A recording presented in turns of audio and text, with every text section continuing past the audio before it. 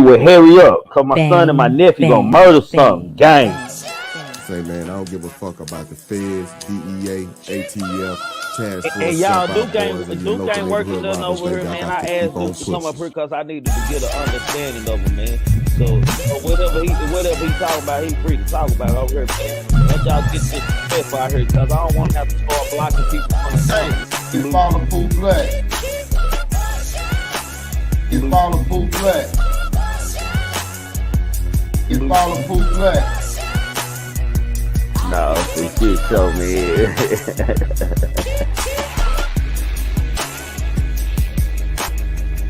The truth be told, allegedly, y'all make sure y'all subscribe to him, man. Man, thinking cultivates the mind, opening new roads to highways across the world. So without thought, man, you can't do nothing, man. You entitled to your own opinion over here, man. You can. Yo, what's up with y'all? Y'all know what it is, man. This Triggamantellemtv, man. This grown man pounding live tonight, man. How y'all doing out there, man? Salute to everybody. Hold on, man. Take the teeth out my mouth. Salute to everybody in the chat, man. First of all, man, let me salute to everybody who's in the chat first, man. Tonight we talking about unmasking yourself. Be who you are, man.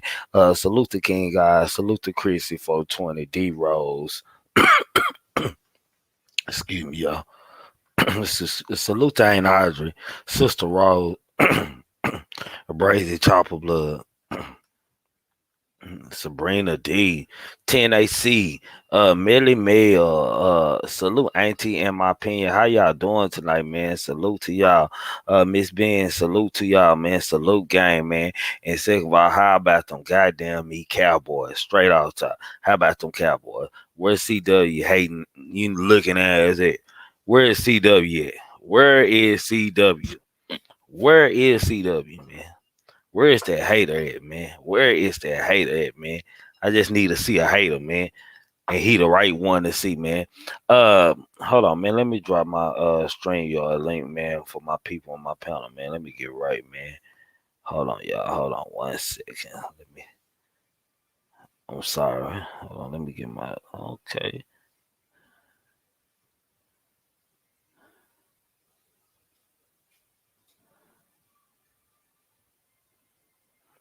Let me pin it up here. We pin. If my panel out there, y'all can come back in, man. Salute to them Cowboys. They did their thing today, man. It was an odd week again, man. I don't know. Football looking that virus got a lot of things looking shaky. Teams don't look like what they were last year. It's definitely new sheriffs in town, man, for shit show, man. Salute to the game, though. Salute to all the people who tapped into me and Coach's second live, man. Went a lot better than the first when we were more prepared today, man. This morning, man, and it was all good in the field, man. Speaking on the topic tonight, man, it's a problem that only we have as black people in this world, man. I don't understand what it is, man. I really don't. I can't grasp or recognize what draws us to this, man. But if you look at the white people, man, they proud white people. They happy to be white. If you look at the the brown people are happy to be who they are. They happy to ride up under their green, white, and red flag, man. You look at our Chinese people, anybody, man. But when it comes to the black culture, the one culture that has went through so many things in life and has experienced so much stuff, man, it's kind of confusing to understand why the black culture is never proud of what they come from for as their roots, man. And we're gonna dialogue on this tonight, man. Let me set the rules over here. Y'all entitled to your own opinion. We can agree to disagree to agree. Salute Melly Mel. Salute I can't pronounce the name, but salute, man. we can disagree to agree, agree to disagree, man. If you come to my panel tonight, man, be on content, man. Have y'all network devices right, man. Please don't come up here on no goofy stuff tonight, man. Please, y'all.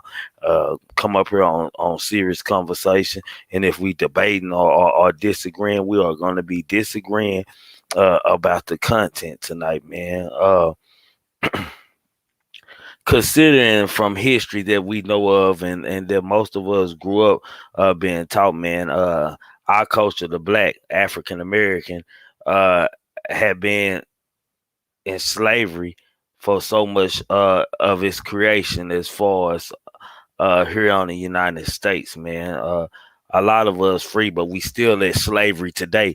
If y'all get what I'm saying, a lot of us are free, but it's still like we enslaved today, man. Um, I don't know if people look for something in a background, or genetic trace, or genetic history, for a reason not to be tied to the struggle, or not tied to any slavery or encampment, in captivity. Uh, but the black people, we always ashamed we got black people that have everything, man. Black folks hate so much on their roots and their culture, man. A black person to say he got Haiti in them, his people from Trinidad, they rather be Jamaican, man. None of them are gonna say they have slave descents. They're not gonna express that. They're not gonna allow it to be brung up in a history, man, or even in a bloodline, man. It's gonna be a salute Parker. It's even gonna be Indian, or some kind of Caribbean or Haitian, or anything like that. True enough, most American slaves, most Americans that come from background American slavery have a little bit of everything in us, man. Like King Guys like to call us. We're sometimes considered mutts in this game, man. But why is it? Do we think denying our blackness, or something like that, is going to change anything in life? Like, I'm trying to figure this out, man. Do we think denying our blackness, or our culture, or our background, is it going to change any thought process, or anything, or the way we live in life? I don't know what people like to think, or like to make up in their mind, man. But I'm not here to tell anybody who they are, or who you are, man. I'm just asking the question to the chat, man. To the people, man. Like, why is it that, man? Salute, King, guys. Peace, peace. What's happening, God? Ain't nothing, man. No Cowboys. So I can dig it. I can dig it. no, for shit. That was So, a good stream you and Coach did.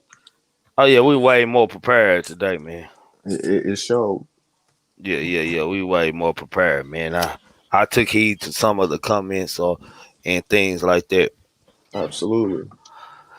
Key guys, man. So where we at with it? Man, we up here talking about. I was just stating to the chat, man, how white folks like to be proud whites, how Mexicans are proud brown people, how Chinese are a proud Chinese man. If a man is a Chinese, he's a proud Chinese man. But when it comes to the African American black man or black woman, uh, we say we black and we proud, but what gender of black are we talking about?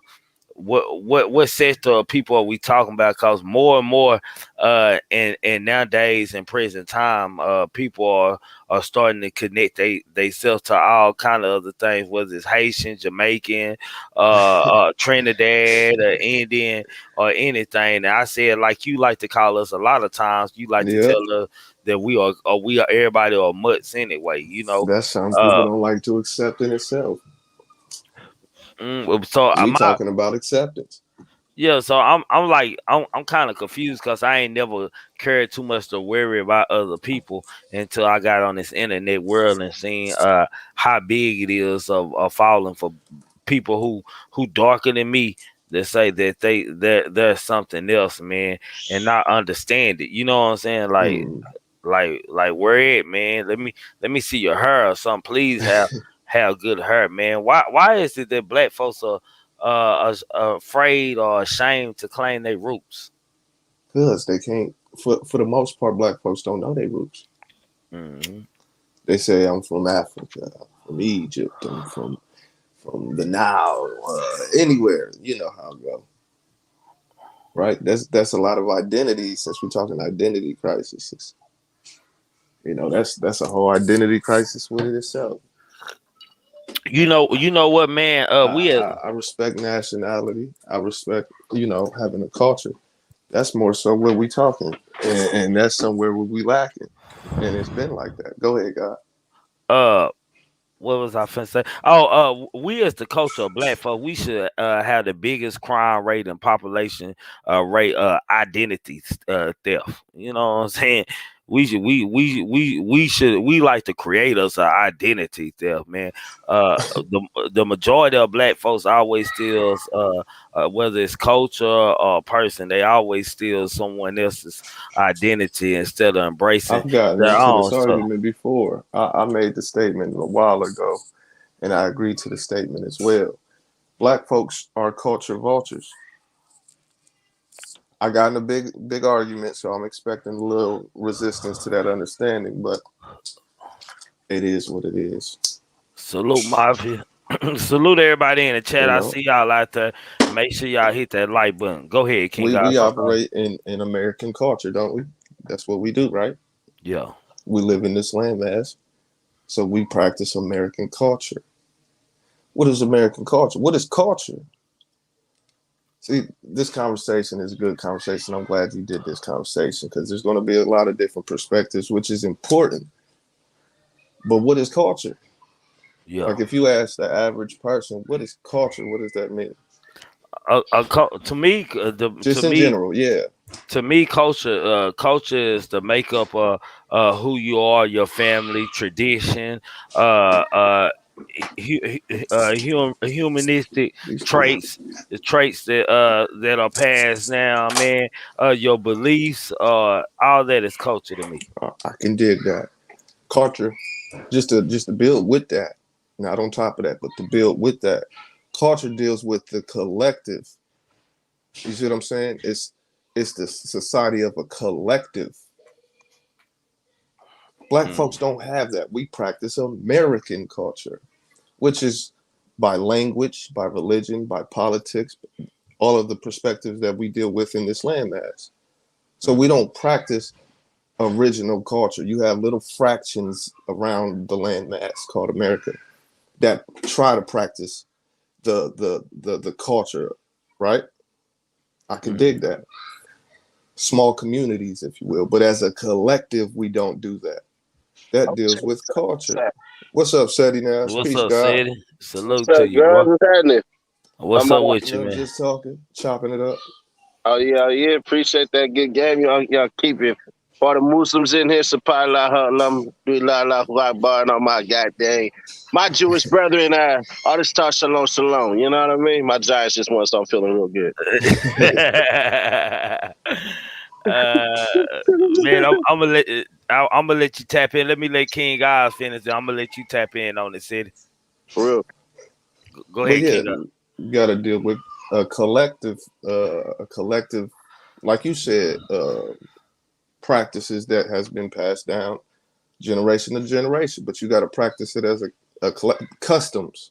You got to practice it as a collective in order to have a culture. It deals with the collective. So we got to look into that if we talk about identity crisis.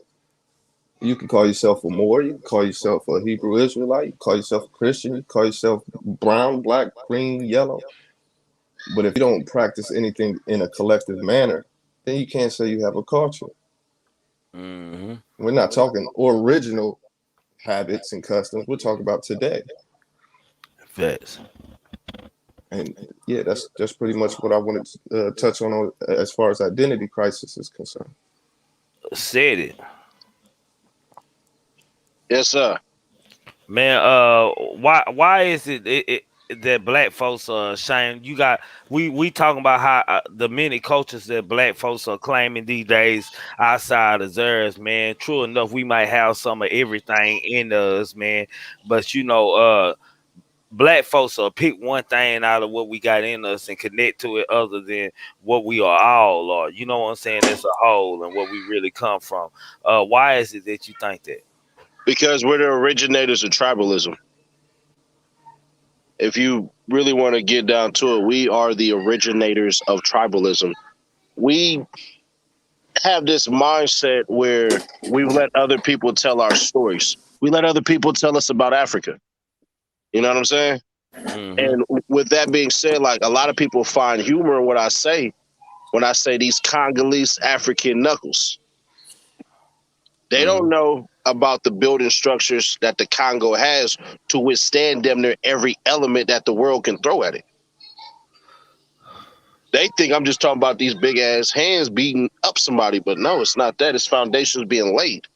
So with us being the originators of tribalism, it's hard because we've allowed them to strip us away from our identities, take a whole continent and treat it like a city. Mm-hmm. Like Africa is a continent. It's countries in Africa. A lot of people don't even know that.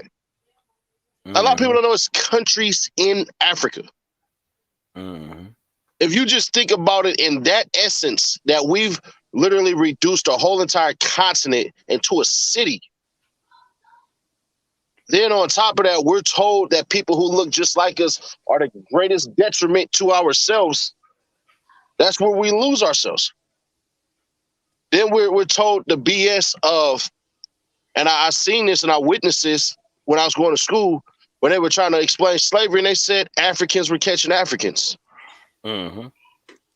What you just did was you just sat up there and you diminished the rest of us. What that's like for all my people who were born in America like I was, that means that if a Canadian caught a Mexican and sold him, that's saying Americans are catching Americans.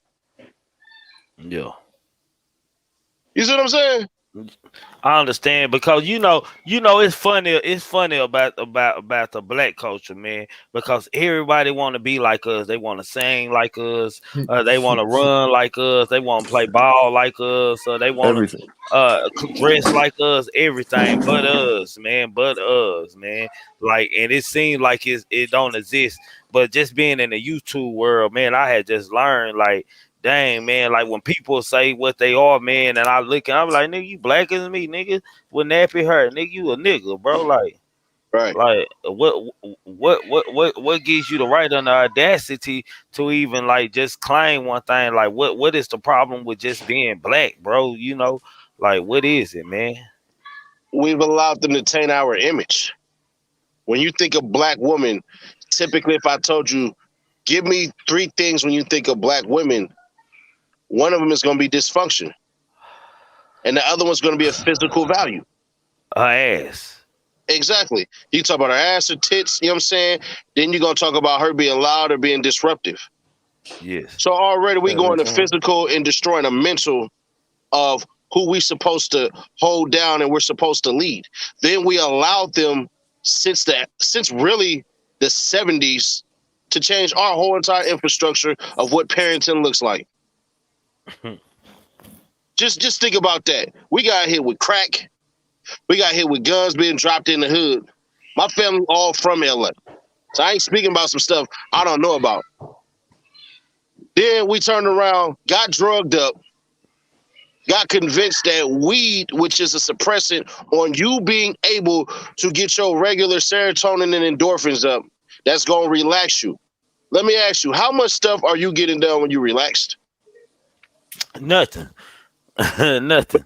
But I seen a lot of potheads get hyped as hell to smoke another blunt. Bro, I didn't understand that. Like when I used to work in the warehouse as a forklift driver, bro, I didn't understand why people was outside getting high on break and before work. I'm like shit, like that's why we behind. Like y'all niggas in here high dropping product and getting pissed at right there. Like you too relaxed, bro. Like I didn't understand it. Like And That's that part is about to start getting. They about to get rid of that part because what you're saying is you're seeing people start to fight back because they survived this damn pandemic.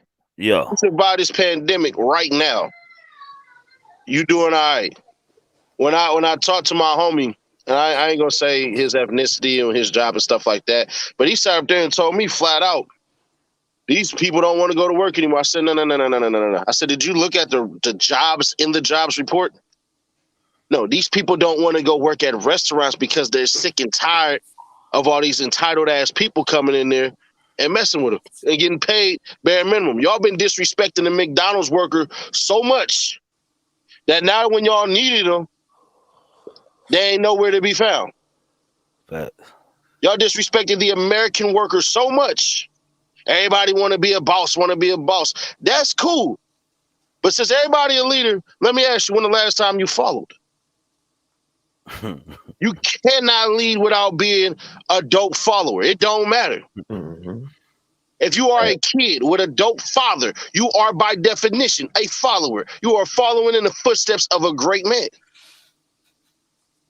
But we let people who don't value relationships like a dang Dash, who don't, from the last 30 years, ain't got a relationship that anybody would speak any good about him. And everybody around him became millionaires when they got away from him. What does that tell you about him? You can't value relationships of people. The greatest commodity that you will ever have is another person, not a thing. Person who don't do that, who come on here and give people little audio to chatty patties and all this, and that's not a boss. You're not a man, and you call another person a boss. What? yeah. But all right, y'all let that man do. And it's also I look at it from all situations, man. I look at it for more of a disrespect to where you come from, because most of these people, grandparents or parents or guardians, are not telling them these things, man. It's something that they found out they had in them, and they got stuck on it, and they just go research until they program their mind to this what they is. They got this much, and they got that much in them, and it's like disrespecting like your ancestors that probably really went through something, because they were looked at as that, you know what I'm saying, looked at as a nigga and not looked at as an Indian or a Trinidad or a Canadian or anything like that. Indeed, one of the things that we've lost is the power structure of the man. Fact. When I stand in front of a bunch of men and women and I start talking and everything, there hasn't been a room I have ever not entered. Every room I've entered, most of the people turn and they look at me. Because they look right, and I go, that's the aura of a man. Yeah. You see what I'm saying? Facts. When I walk into the room, my kids got to acknowledge me. There's dad. Facts. And it's funny because we're now in a day and age where when you tell the truth to these people, they get mad. And Absolutely. Hey, y'all know what, man? I tell my son, my oldest son, when he was growing up, I said, man, no matter where you at, man, don't never drop your head, man. You always look a man in your eye.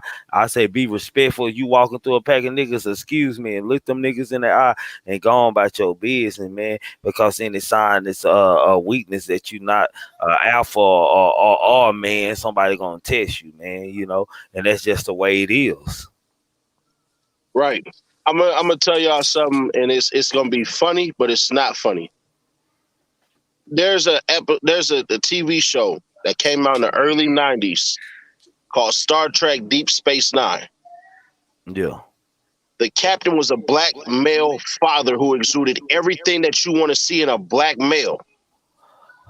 And when they talked about the greatest black shows of the '90s, it wasn't mentioned. The reason I'm bringing it up is this man, Avery Brooks' birthday just passed last year. They remember him more for American History X, for being the black professor in there, and A Man Named Hawk, than they will for his success of 7 years of a highly publicized, over 30 years spanning television series that's still running to this day. If any black person Now, everyone to be a nerd or just calm down. And if you watch Star Trek Deep Space Nine and Watch you them see, all. bruh, Watch them all. it's phenomenal. I emulate the way that I'm a father after this man. Never met him, nothing like that. But when you watch this man, how he interact with his son, I kiss my sons on the forehead because that's what he did with his. Because that's where the crown go. Yeah, Stargate 2, Precious. Stargate 2. Stargate cool, but I do my son. I'm responding to somebody. I do in the my chat. son the same way, Sid. Man, you the same nigga. I do my little nigga the same way, man. So you right love on on the your forehead. son. Yeah. You love on your son. Oh, I yeah, never for had sure. that, bro. I never had that. My pops is in and out of the feds. You see what I'm saying? Like, my pops was not there. I had to learn how to be a man on my own, and I don't wish that on nobody else because I'll be honest, my greatest failure of myself is that I become one-track minded because I have an addictive personality. And that's where I slip at with people and foster in some relationships. See, mine's were more on I'm never gonna be the type of father that my biological was as far as me growing up, far as attention and this and that, and being attended as a father instead of someone else doing it like his mother or somebody. So I always promised myself that I wasn't gonna be the same as my daddy, like what type of daddy he was. Like nowadays he different, and cause times are different and things are better in life. But for financially and every goddamn thing. But shit, hell, my stepfather raised me all the way from when I was a baby all the way up, and my biological mother and his brothers and stuff. That's how I know about my family, cause I usually with them on weekends or the summer. But that's dope though, bro. Stepdads don't get enough respect. You know Absolutely. what I'm saying? When they really, I ain't gonna hold you. Some of these stepfathers are the better fathers. I'm a stepfather, so I dig it. So you're a father. And I don't even like to call. Absolutely, that I never usually say stepfather. Yeah, but I just like to call him my daddy. I got pops and daddy. My pops is my biological. My daddy is my stepfather. Shit. That's why. And I try to tell my lady, as far as that's concerned, I asked her, "Do you think the stepfather and the father should have a good relationship?" And she's on the same boat as me. I think we should.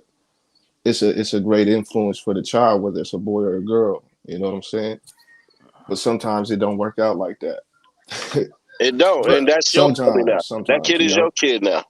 I want to put some paint where it ain't, where Seti said something at, if that's all right. Go ahead. Earlier he was speaking on how we view the black woman, and he said it's usually a lot of times it's physical, how we judge her.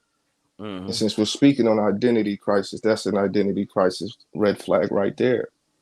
Because for the channel, what I'll say is the foreign influence that makes it a physical, hypersexualized perspective we have on our black woman, because we're dealing with identity crisis, but we're under the influence of a foreign influence.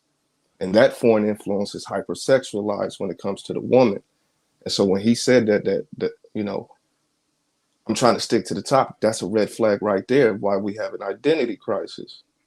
Also, the no father, which is a generational story, myself included. But what he said and what you said, Trig, is you didn't let that stop you from being a good father, because it showed you a lot. I used the motivation and not to be the same. Exactly. I know what it feels like. Talking to your daddy on the phone, he said he gonna show up to your football game, and you looking up there in the crowd, you don't see him, and the next week you still looking for him. So I know that feeling. That's a great point right there, because when you say that, and for me, my dad wasn't there, but he taught me everything on how to be a father. By not being there, I realized the importance of being there. See what I'm saying? We all took some from that, but what usually happens is people have excuses for some of their actions. I didn't have a dad. I didn't have a mom. We are excuse makers. You know what I'm saying? As a collective, we are excuse makers. We either blame it on not having a father, not having a mother, or we blame it on anything outwardly. When 9 times out of 10, the biggest problem of the black community is the black community. You know what, man? When I really started smelling myself in my early teens, No I had excuses. I had a picture of my pops and stuff, and when he was in football, high school linebacker and stuff, I had it on my wall, and that picture had came amiss. I never asked where it went, but I had knew that my daddy had felt disrespect because my daddy like the one to put the ball in my hand, the one that to talk me Mm-hmm. out of me. So I always thought about that as I got older. As I got older, I think about it sometimes, and I just think about how disrespectful you can be to someone who really looking out for you and really don't father you like they was your seed, man, and you they seed to them, man, like that. You they son, man. That's it. That's all, man. Like it ain't nothing else to it. When the principal say, you his stepfather," he said, "Nah, I'm his daddy. He ain't no stepdaddy. He said, I'm his daddy." It's just a different type of man. And nowadays, women are a lot at fault for the type of things that go on for us. Not fathers being a lot involved, but stepfathers. You can get involved with a woman and she don't like the way you handle her son, and she'll tell you straight up, you is not his daddy. She'll tell you straight up, you is not his daddy, man. That's my son. That ain't your son. You not his daddy. So it's not the same as like back in my mother or her mother days, where a man move into the house and he automatically entitled to take care of the house as a whole and not just his. You got houses now, niggas to take care of just their kid in the house, and the girl might have four other kids. He ain't take care. He take his kid to See, go take I her could shopping never and come do home. that. I could never do that. I've been knowing this little girl since she was a baby. I, But that's how it go. Like my bad said, about that, guy. Yes, sir. like do you disagree with anything I said? Like far as that, like just the how the woman is today with the you ain't his daddy and this and that, like far as stepfathers being involved. Like you really gotta find, like, to be a stepfather, she can't be city made. Like it's hard. Like, or the daddy's just gotta be totally ain't nothing. Don't took her through a lot. It couldn't be no daddy that no baby daddy that she had any real love for, or still might have some feelings for, because she still ain't gonna disrespect him. Yeah, her respect ain't gonna be truly to you. I think it's lame if any female ever say that, right? Like one of my son's mom is currently a fiance of a man who's a black man. And I don't never disrespect that man. I work in unison with him. Even my son called a nigga stepdad. And what I don't do is I don't disparage that. Because at the end of the day, when I'm not there with my son, I had to entrust my son with this man. Mm-hmm.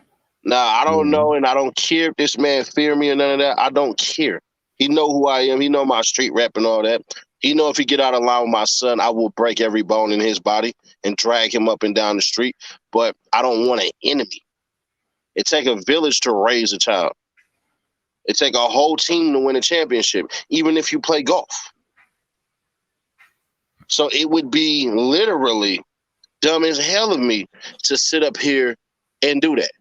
Mm-hmm. And I have a problem with a lot of cats who don't understand, bro. You need teammates. Facts. You need teammates. Michael Jordan did not do it never by himself, even when he was in high school. Never. They never did none of this stuff by themselves. So why is it that if everybody else got a team, why is it you think you get your own team? Of No, just for shit show. you, and you? Salute Natural Saver for the super chat. No, for shit show.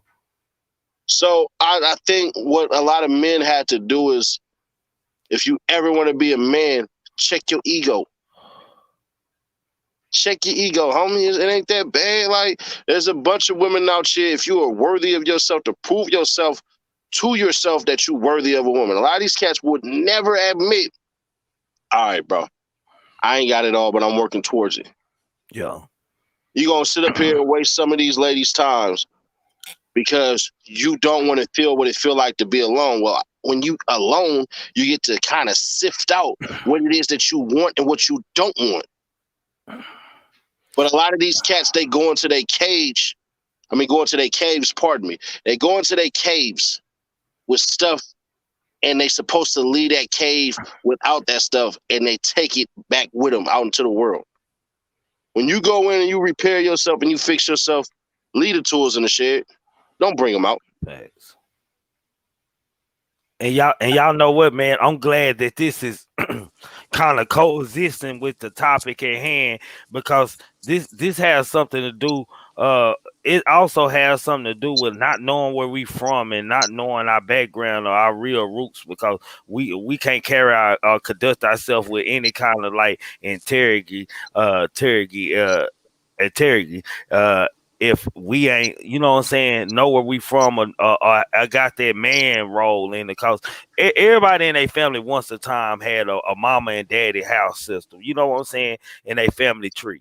Everyone has it, from white to black, everyone. It says times past, probably I'm probably gonna say I wasn't born yet. I'm probably gonna say probably in the late 70s or early 80s, the time probably started to shift between the mother and the father household, where it was a man in the house all the time and he was the king of the house. So then you have women that influence other women, man, along with culture differences amongst each other, man. We just all messed up culture as one whole, man. Like we can't get right. We can't get right culture, man. Because what'll happen, I've seen it happen 1,000 times. You I can know see exactly it on, what you're about to say. No, Go ahead. check it out, though.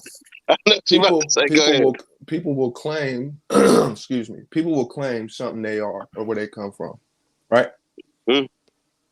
And then here comes another black man or woman to argue him that he's wrong about his history and what he knows about it, because it doesn't coincide with what whatever their level of study showed them. So it just goes, I'm a Muslim. Okay, well, I'm a motherfucking Christian.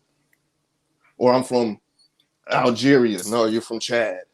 Just weird shit. We do this to each other all the time. So I've seen it. I've seen it a million times. People will study. Like you said, they'll focus in on something that they found in their history. So I'm using that as an example. And he found out he's from motherfucking Kentucky. He's a Kentuckian. Somebody else will study their lineage and apply it to the whole collectivist. No, you're from Florida. So now they're arguing with who they are. And we just have this divide and conquer, you wrong, I'm right mentality that it just keeps going and going. And King guys, you also know what else messes it up, because let's say that person who has a identity crisis. Ridiculous. Look, that person that has an identity crisis, he the last man of the family, and he the head of the family now, man. You know what I'm saying? He's the one in control, man, of the family now. It's the patriarch and matriarch type system. He the patriarch of the family. Now he done created a whole new branch. What we are and where we from, that fits what his comfortability. And now our whole history is lost.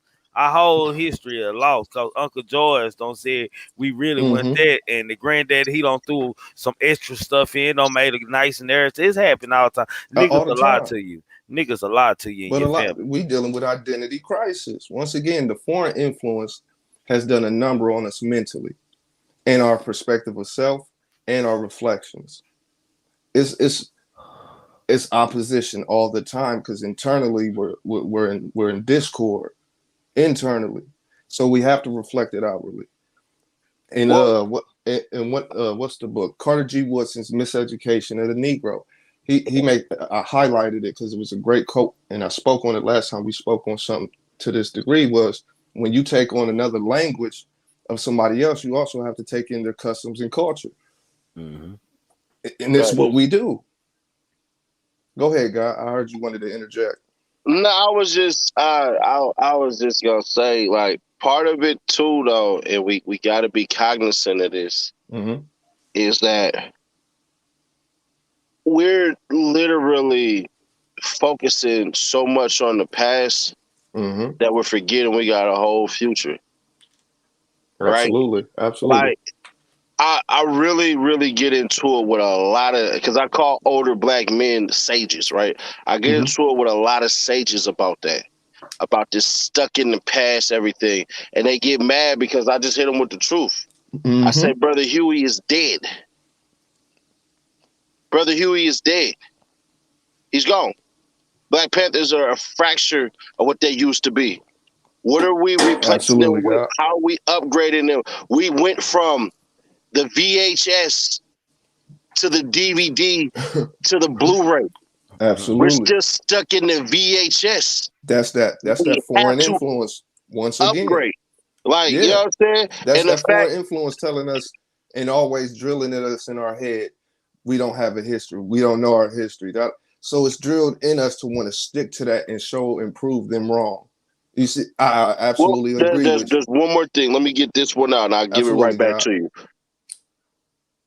We haven't physically seen none, and I mean zero. And I can back this up with what I'm saying. We haven't seen any African country stick up for us and say it's wrong. We had 7 nations in Africa when George Floyd had passed. We had 7 nations. I remember it like it was yesterday that went to complain to the WHO. And America was like, if you put our shit out there and you go complain, we gonna come after y'all. And they withdrew their complaint. We don't got nobody that's fighting for us that look like us from across the sea. We don't. Somebody got to tell me once upon a time when Africa, besides this last pilgrimage back to get screwed over by Nigeria, and yes, it was screwed over, to come back to Nigeria, where they said, we love y'all, we want y'all, this is your home, let us make kings out of you. See, they never spoke and appealed to none of our vanity. If you don't know how to woo a person, you cannot win a person. I like how you put that, our vanity. I like that. That's Yes, right. sir. That's right. Continue, God. No, that's on you. That's all I wanted to, that's all I wanted to imprint on this conversation. I could dig that. I'm in the position of just that statement. I agree with you, and also I got to put my twist on it, which is us here. We shouldn't have to depend on nobody because we're fully capable and able to do our part. We like to use excuses. We are excuse-making peoples. Once again, that comes back to we always blame outwardly, but never inwardly. You said it takes a village, which is crazy because I said that the last stream I was on here. I absolutely agree with that village. Great minds. With that village economic, we wouldn't have to. Well, we would, but not to the degree we do now. We wouldn't have to worry about having who has our back because we know we have each other's. That divide and conquer mentality, though, that way of life, that culture of life, is what we continue to showcase. So I'm in 100% agreement with you. I was just building on top of it. No, that's just great minds. To be honest with you, dig it. That's all that is. Like, I had a little homie come and ran to me immediately. Steady Nash. Hey, what's up? I'm like, what's happening, young king? Hey, man, Kevin Samuel stole your stuff. Said he did. Man, I run it back side by side. It's damn near verbatim. What you said about Brittany Renner. I said, you do realize that Kevin Samuels is an alpha male and I'm an alpha male. I said, there's certain characteristics that we like about people. We love for you to be what Maya Angelou said, and that is who you are. So That's he took what I said about Brittany Renner. I said, I appreciate you. I appreciate you saying you here to trap men and all that and everything like that. I appreciate that. You ain't hiding under no wolves clothing and trying to pretend. I mean, you ain't hiding in no sheep clothing and you a wolf. Yeah. You telling me straight up, if I mess with you, this is exactly what you are. I respect that. Absolutely. Kevin Samuels said something to the same effect. And I said, yeah, I could see why he would say that. I tell women all the time, I say, I'm not the date type. I'm either a husband or I'm not. We're going to know in about less than a year whether you're going to get a ring or not, period. And if you ain't ready for that, that's perfectly fine. But I'm not ready for you to waste my time. I did 10 years single to make sure that I'm the person that I am today because I knew from the bottom of my essence, I knew I wasn't ready for what it was to make sure that I had to take care of another individual mentally, physically, spiritually, and sexually. I knew it. So I went my whole 20s without being in a relationship. Because I had to. There's no way in hell. No That way in shit hell. deep. That's called being wise, man. Well, plus I know what the hurt feel like. I tried to get married at 19 years old, bro, and fiance cheated on me. So there's a little bit of guile there. I ain't gonna hold you. There's a little bit of guile. What you say? Everything pretty much since then been payback for you, huh? That what you? Man, listen, it was a hell of a. I could write a book. I mean, a phenomenal book to the point where people just wouldn't understand it. Like there's a picture of me. It's still in my Instagram. I am who I am. I was a pickup artist, one of the best in California as a whole. I can go to San Fran, LA, San Diego, and pick up one of the finest women out of the bar. Even bang one of the bad girls club, whatever the hell it is. She told me, during that, I said, I don't really care because I don't think you bad enough for me anyways. But that sound cute. Diminished that, killed that, and slept with her that same night. But, they got a picture of me with a Armani pink t-shirt on, a cowboy hat. And they like, look at this. And I'm like, bro, if you stepped into a club with that on, the women gonna look.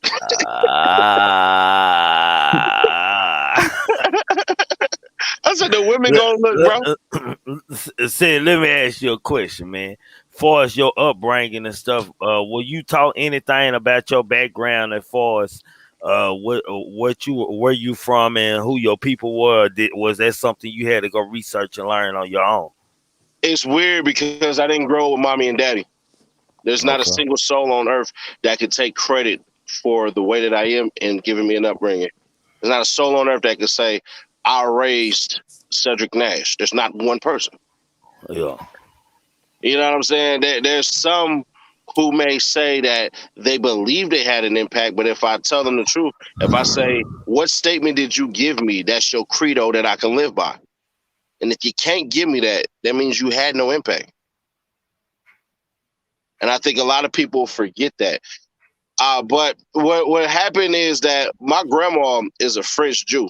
That's why if you see my mom and you see how light she is, that's damn near a whole white woman. Mm-hmm. You know what I'm saying? So you see my grandma, you see the physical features of a lot of white Jews. You kind of see it in her face, but you can see that African in her as well. And that's as far as my mama's side go. And then my pop side, like my grandma, she from Dundee, Mississippi, and then they all from St. Louis on my father's side. But other than that, that's as far as it gets. The Congo part about it is it's just because I decided to say that. You know what I mean? Everybody want to run to certain parts of stuff. I decided to say that. I decided to pick up a book and say, I'm going to learn Lingala. You know what I mean? So that's just me on having a sanctimonious relationship with the motherland. Okay. For shit show. Just something you wanted to do, some kind of meat that you wanted to put on your mind, something that you wanted to learn the store. Right. Because I mean, technically, where we come from is Central and West Africa. It just makes sense logistically.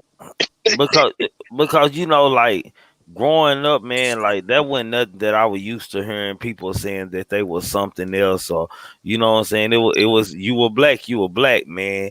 And I hate to see when people get a certain age and I see them and they be telling me this and that. Like I knew a dude, like I went to school with this dude all the way through like 5th grade, all the way to like 10th grade, bro.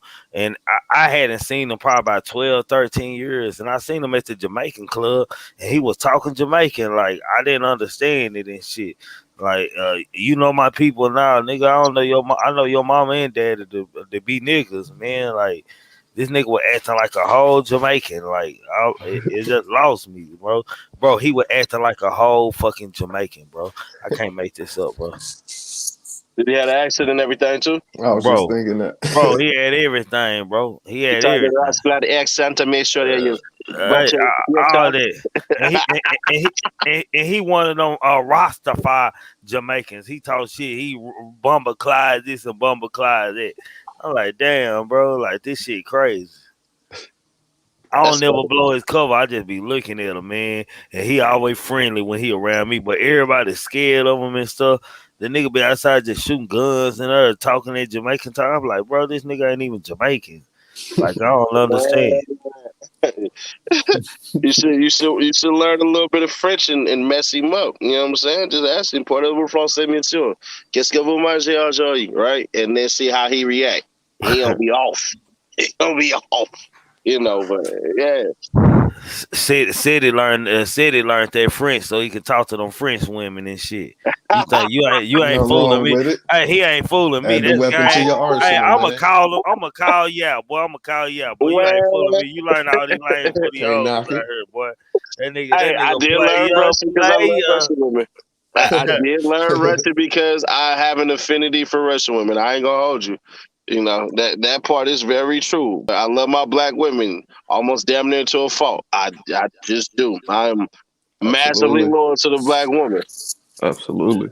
It's all right to have a look. That nigga arm all the way right when he talk to y'all, man. Nigga talk to you in 3 different languages and ask you the same thing and then smile at you. He got you. Yeah, and y'all know the rule. Y'all know the rule. If you smile, if I can make you smile, I can make you stay a while. Yeah. She smile, she in. She smile them in. Nah, It for do what it shit, does. sure. It do what it does. You know that type of thing do exist. But you know what though? I ain't gonna hold you. I've been kind of pissing off a lot of black women because I've been telling them, like, I'm gonna keep it real. Your children don't come before your man, and they get mad because I tell them you got to play your role. Me and my wife would not have no damn equal responsibilities. That's impossible. My woman will not be the head of the household. It's not happening.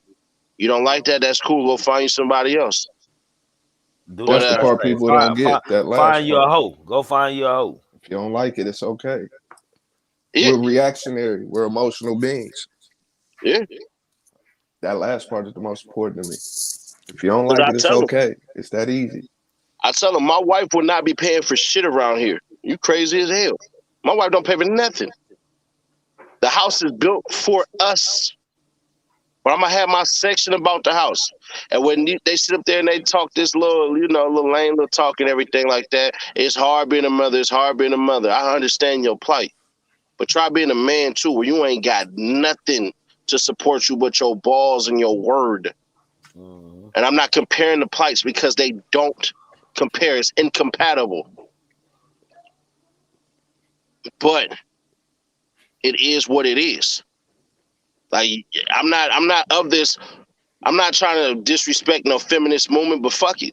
It is what it is. I will disrespect it because y'all coming in between what we supposed to be building with our women. That is not our movement. The feminist movement is not our movement. Yes, empower your women. Yes, that's very true. But only so much as you empower your woman for her to not feel like a man. I will never convince my daughters, and I have gorgeous daughters, beautiful daughters, but I would never, and I have never told my daughters they don't need a man. You know how stupid that sounds? Yeah. You don't need a man. You will never meet a woman that is 6'3", 280 pounds that can step into a gym with me and put tips on me. It is impossible. I just watched this black woman say that she would knock out the little Jake Paul dude. She will get her ass beat. Professional boxer or not, you will get your ass beat. He's still a man. That's still a whole ass man. Then we get on this mindset of unfair pay. That is not a thing. Stop believing the farce. I'm going to tell you something. The most important thing that happened last week was what happened in New York.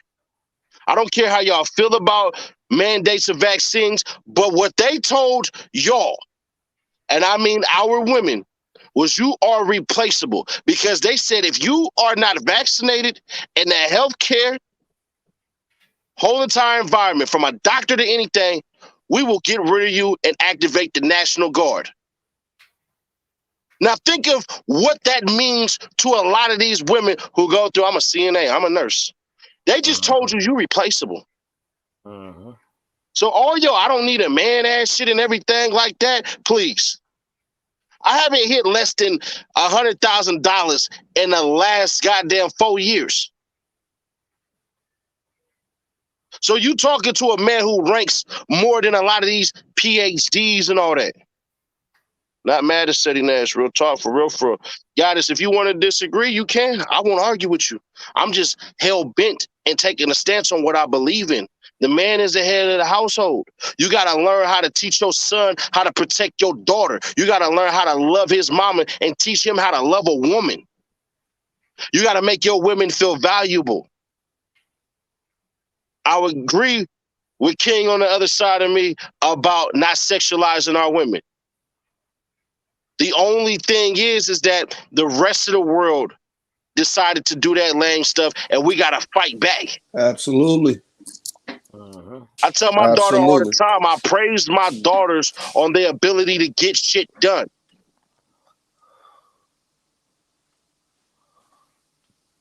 All the time. I know you agree with me, guys.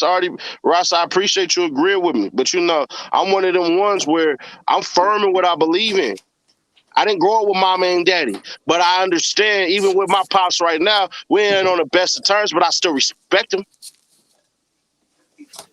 I still respect my pops. If my son see me deal with my father, even though we ain't on the best of terms, my pops still gonna get the utmost respect.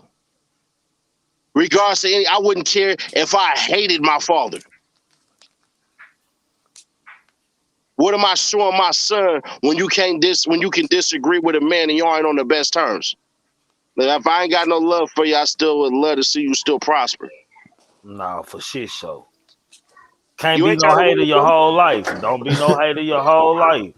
Don't be a hater your whole life. Be better. Shit, that don't make me no better because you ain't about nothing and I'm disrespecting you and I don't show you no respect because I believe that you went there for me like you should be, man. It makes me a better man to still look you in your face and tell you I love you, man, and I understand. Right. And we got to do that. We got to still show respect even when we disagree. No, for shit show. I go through it every time. I agree with my pops on a lot of things for us business wise. But you know, I don't say anything. I let my daddy do his thing, man, because it's a saying you don't never outshine the master. And at the end of the day, man, he's the master in the movement, man. And so I don't try to outshine him, even though if I know he wrong and it's gonna fail for him, I gotta let him be a man and see it crumble. But before I tell him that it ain't gonna work. Right. That's just facts, man. That family aspect of the black community is important, man. That's one of the main targets of this foreign culture. You know what I'm saying? I'm glad you hit these points, man. This is a good stream, man. I just gotta say that, Trig. No, when I seen City pop with some shit, when man. I seen City pop up at nighttime, I said, God damn, boy, shit. It must be one of them nights, man. City don't popped up on me at nighttime, boy. He don't pulled up on it, boy. It's one of those. It's one of those streams, man. Yes, sir. You know, the family aspect is definitely important. They divided. We know all of this, but they divided the family unit. Father against son. Shit, father against father, man against man. So the black man is the target, but the black woman is the main target. That's why I'm glad he said he appreciated the black woman, because I appreciate the black woman for many reasons, man. We talking war. Yeah. I see we got a guest, you know. Yeah, but before I let King Low speak, I was glad that City tapped in on the fact when women say they don't need no man and stuff, because you hear that like more than you hear anything. I don't need no man. I don't need no man until you need somebody to climb up on your car. Yeah, a car to fit something. I laugh at that comment, man. This the time a bitch need a nigga right here for these times, you know.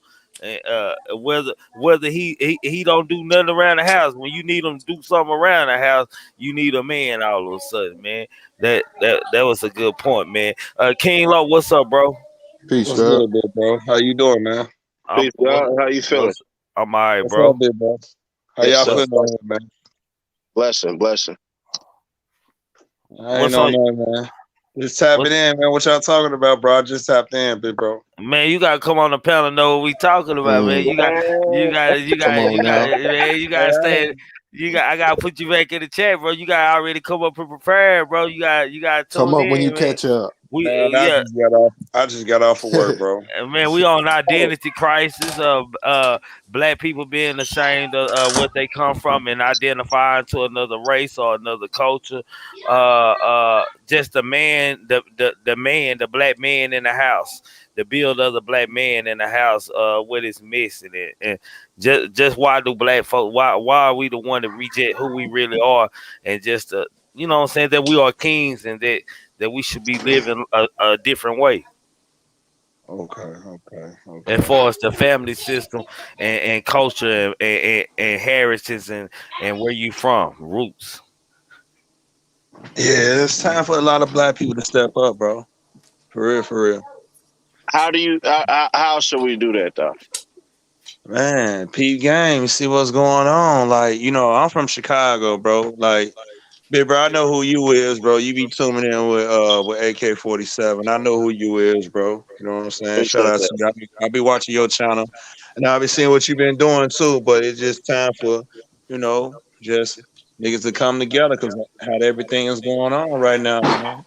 They out here trying to make us like we some slaves and gay people and all this crazy stuff, and I'm looking like, man, we ain't like that, bro. Because if our OG, like the grandmamas, they've been seeing all this, you know what been happening right now.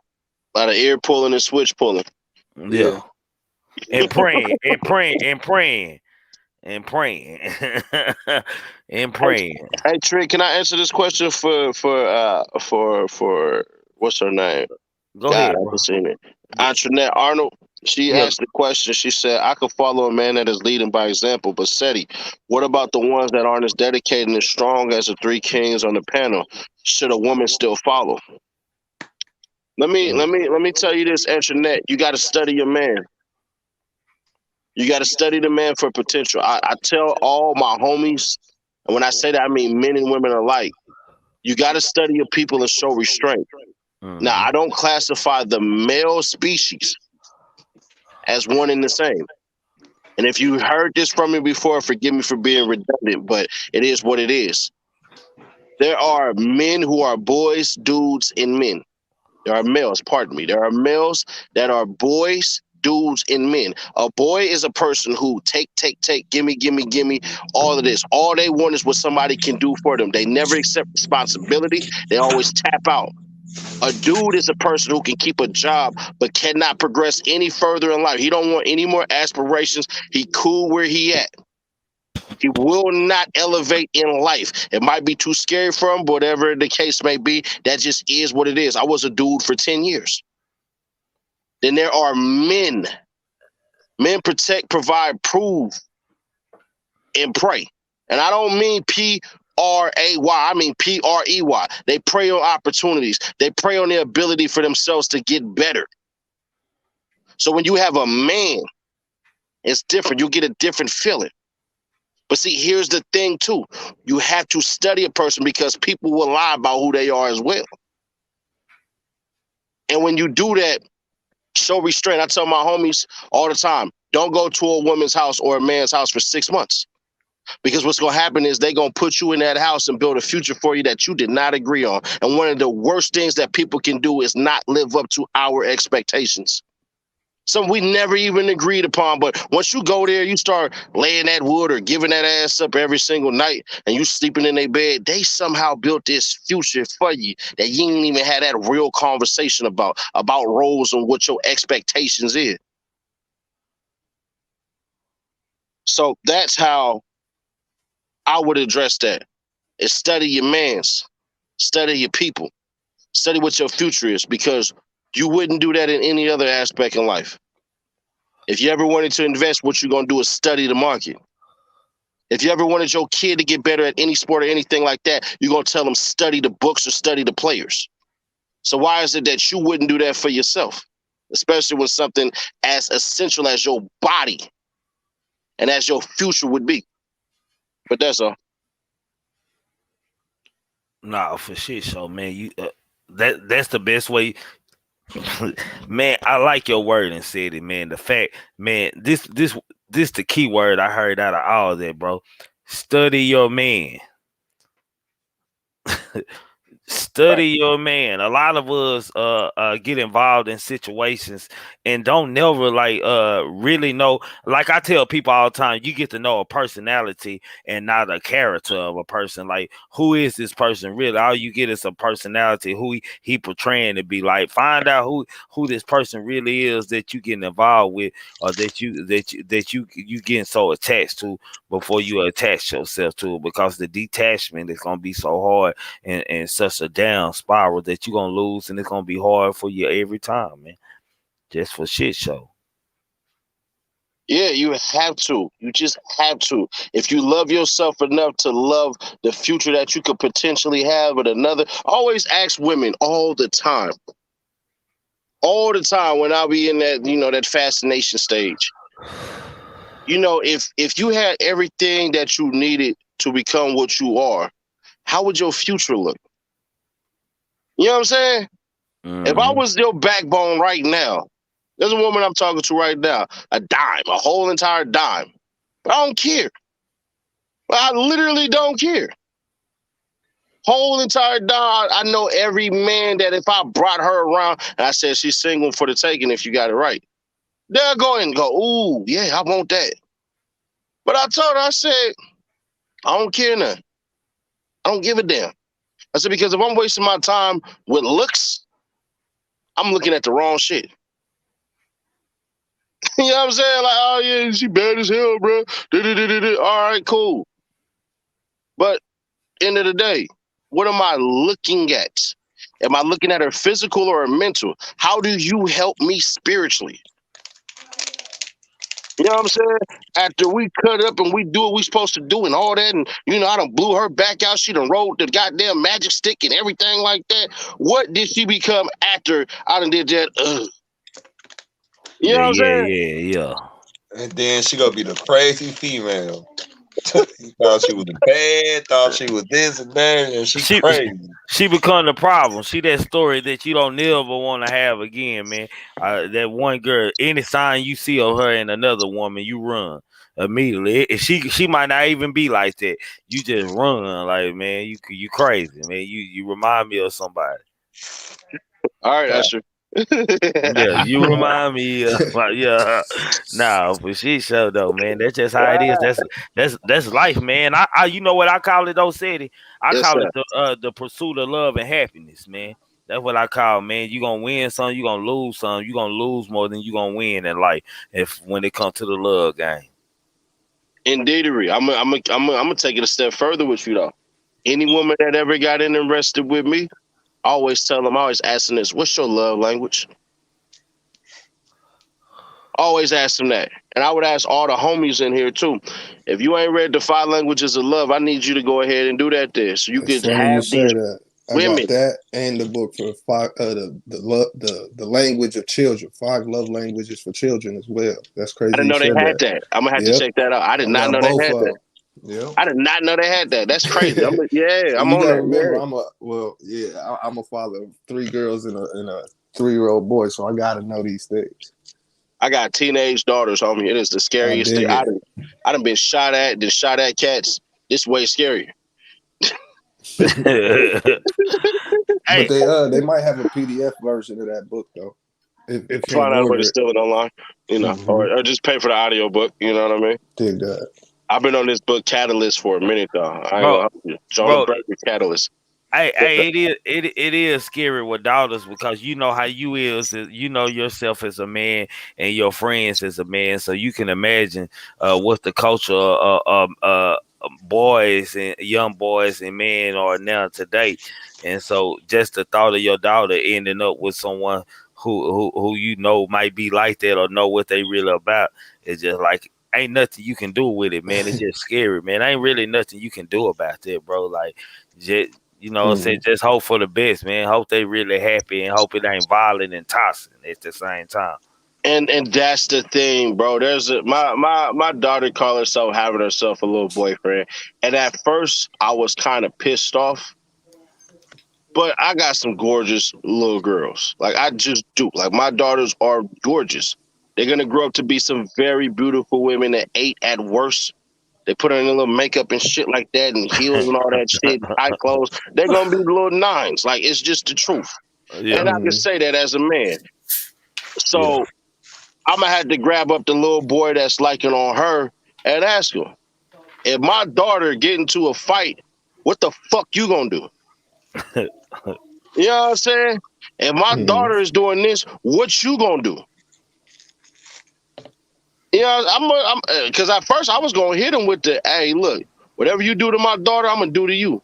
If you somehow get inside my daughter, I'm gonna get inside of you. I'm gonna I'm gonna bend you over, little man.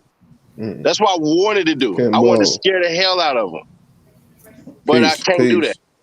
I cannot do that. You know what I'm saying? Because I'm just glad that my kids is heterosexual these days.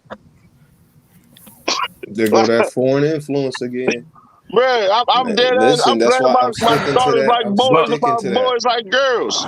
Hey, that's fucked up too, boy. That you gotta be like that, man. That's why this live stream is so important. That's another foreign influence. It's gonna come back to the foreign influence, whatever we talking about. Salute, Kimbo. My oldest son Salute, King Guy. Salute, Kimbo. Trigger. I see the graphics, man. That's dope.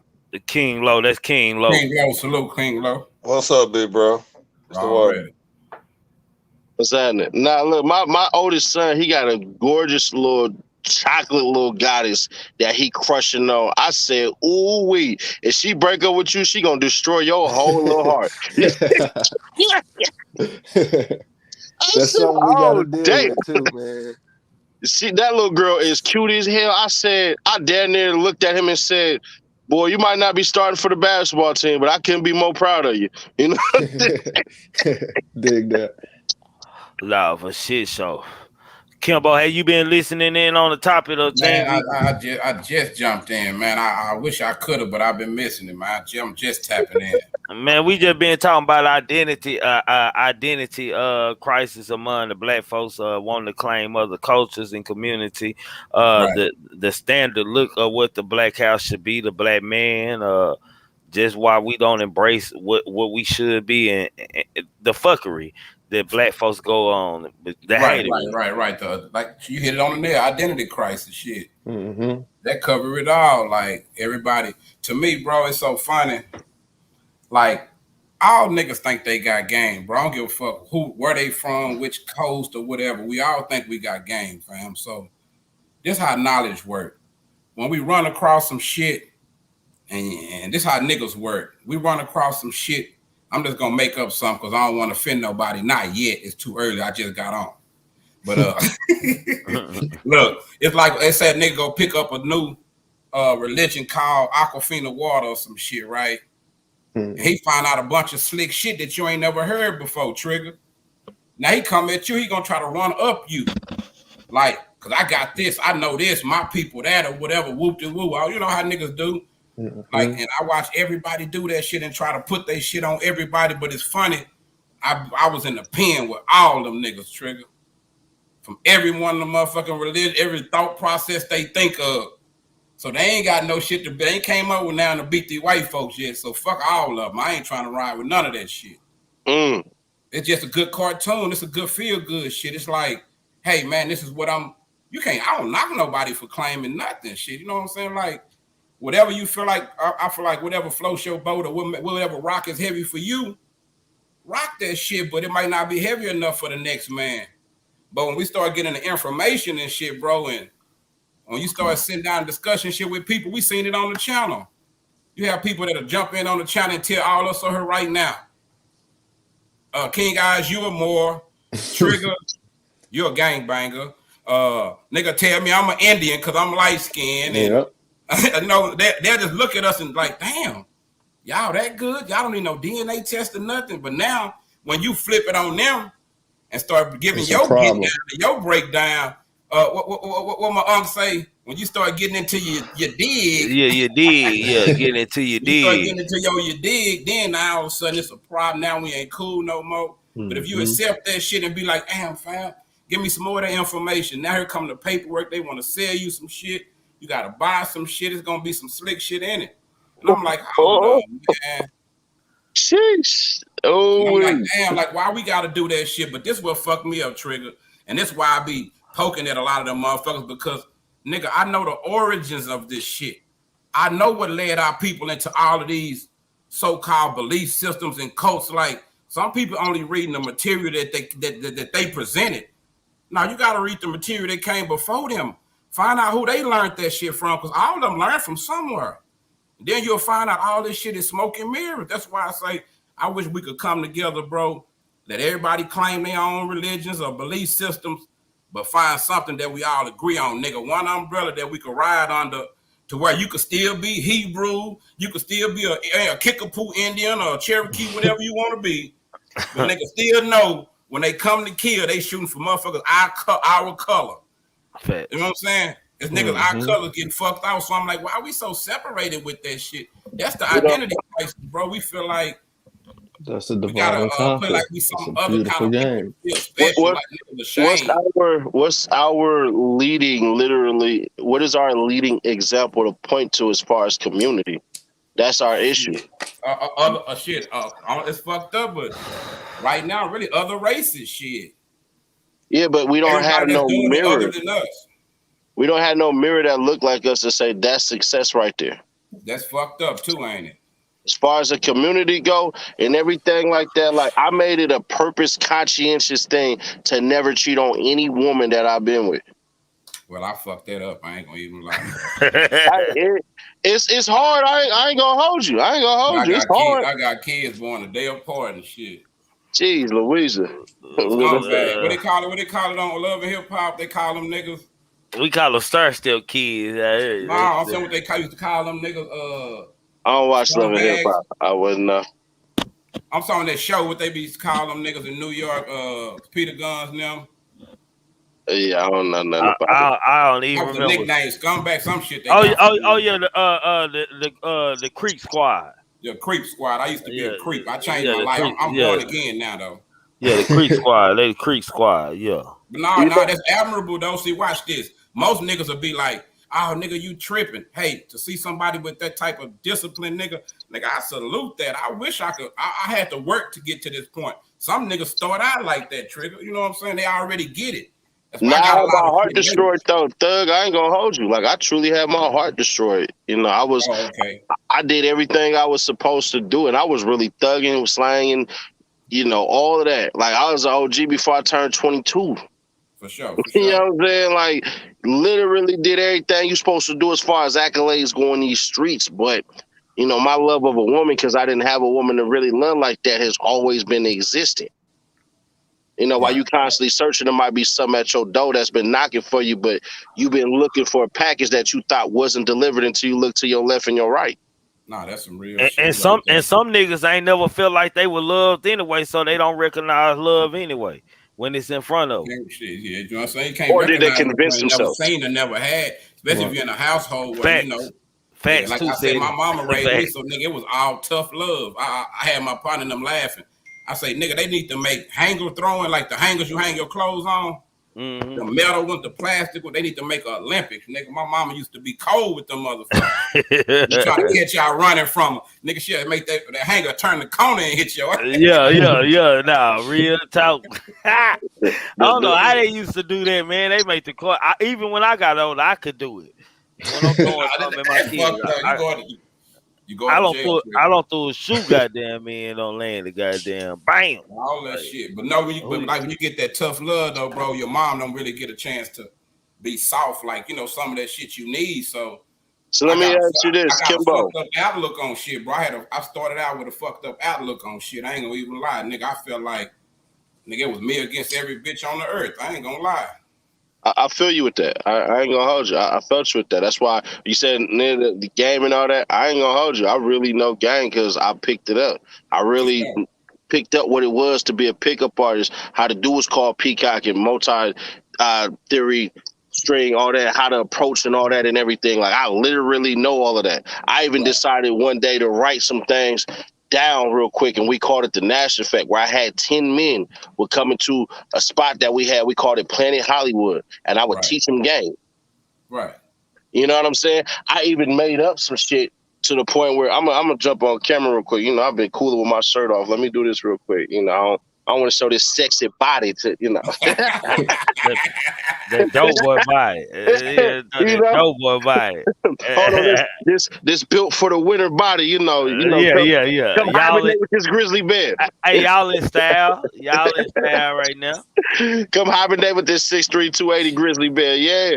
But now what I did was I used to come up with things where you got to be interested in conversation. So the thing is, you do what's called approaching a set. That could be two or more, right? And then you want to isolate your target. Obviously, your target is the one that you want, right? And as you're sitting there and you with this person, I would do something like this. So cold, it's called the Nash hand, right? I would tell somebody to do this. I'm going to do this on y'all. And literally what I'm about to say, you're going to agree with it. No matter what the fuck happens, you're going to agree with it. Trigger, I'm going to do it on you, right? I got my hand like this. And I tell a woman, put your hand just like this. Now, Trigger, I want you to do one or two things. I want you to tell me how to open my hand. We can do it on the bottom. We can do it on the top. Either way, it's going to tell me more about you than anybody else can pick up about you. Ready? The top. So right here, right? So with the top means that you tend to be a more helpful person. The reason why your hands are like this because you're willing to help more than anybody else that anybody would call on. Is that accurate? Yeah. Even shit I ain't got no business helping out. Right. Right. Now check it out. Watch this. What if you said pointing like this right here, right? Guarantee this gonna be true too. I say people call you when it's time to war. When it's time to fight, cats is gonna call you number one. I just told you two truisms. That's how pickup artists work. I can literally ask a woman 5 questions, boom, boom, boom, boom, boom, and get 80% accuracy. I done already set them up. That's something I literally created. I tell a woman just like this, give me your hand real quick.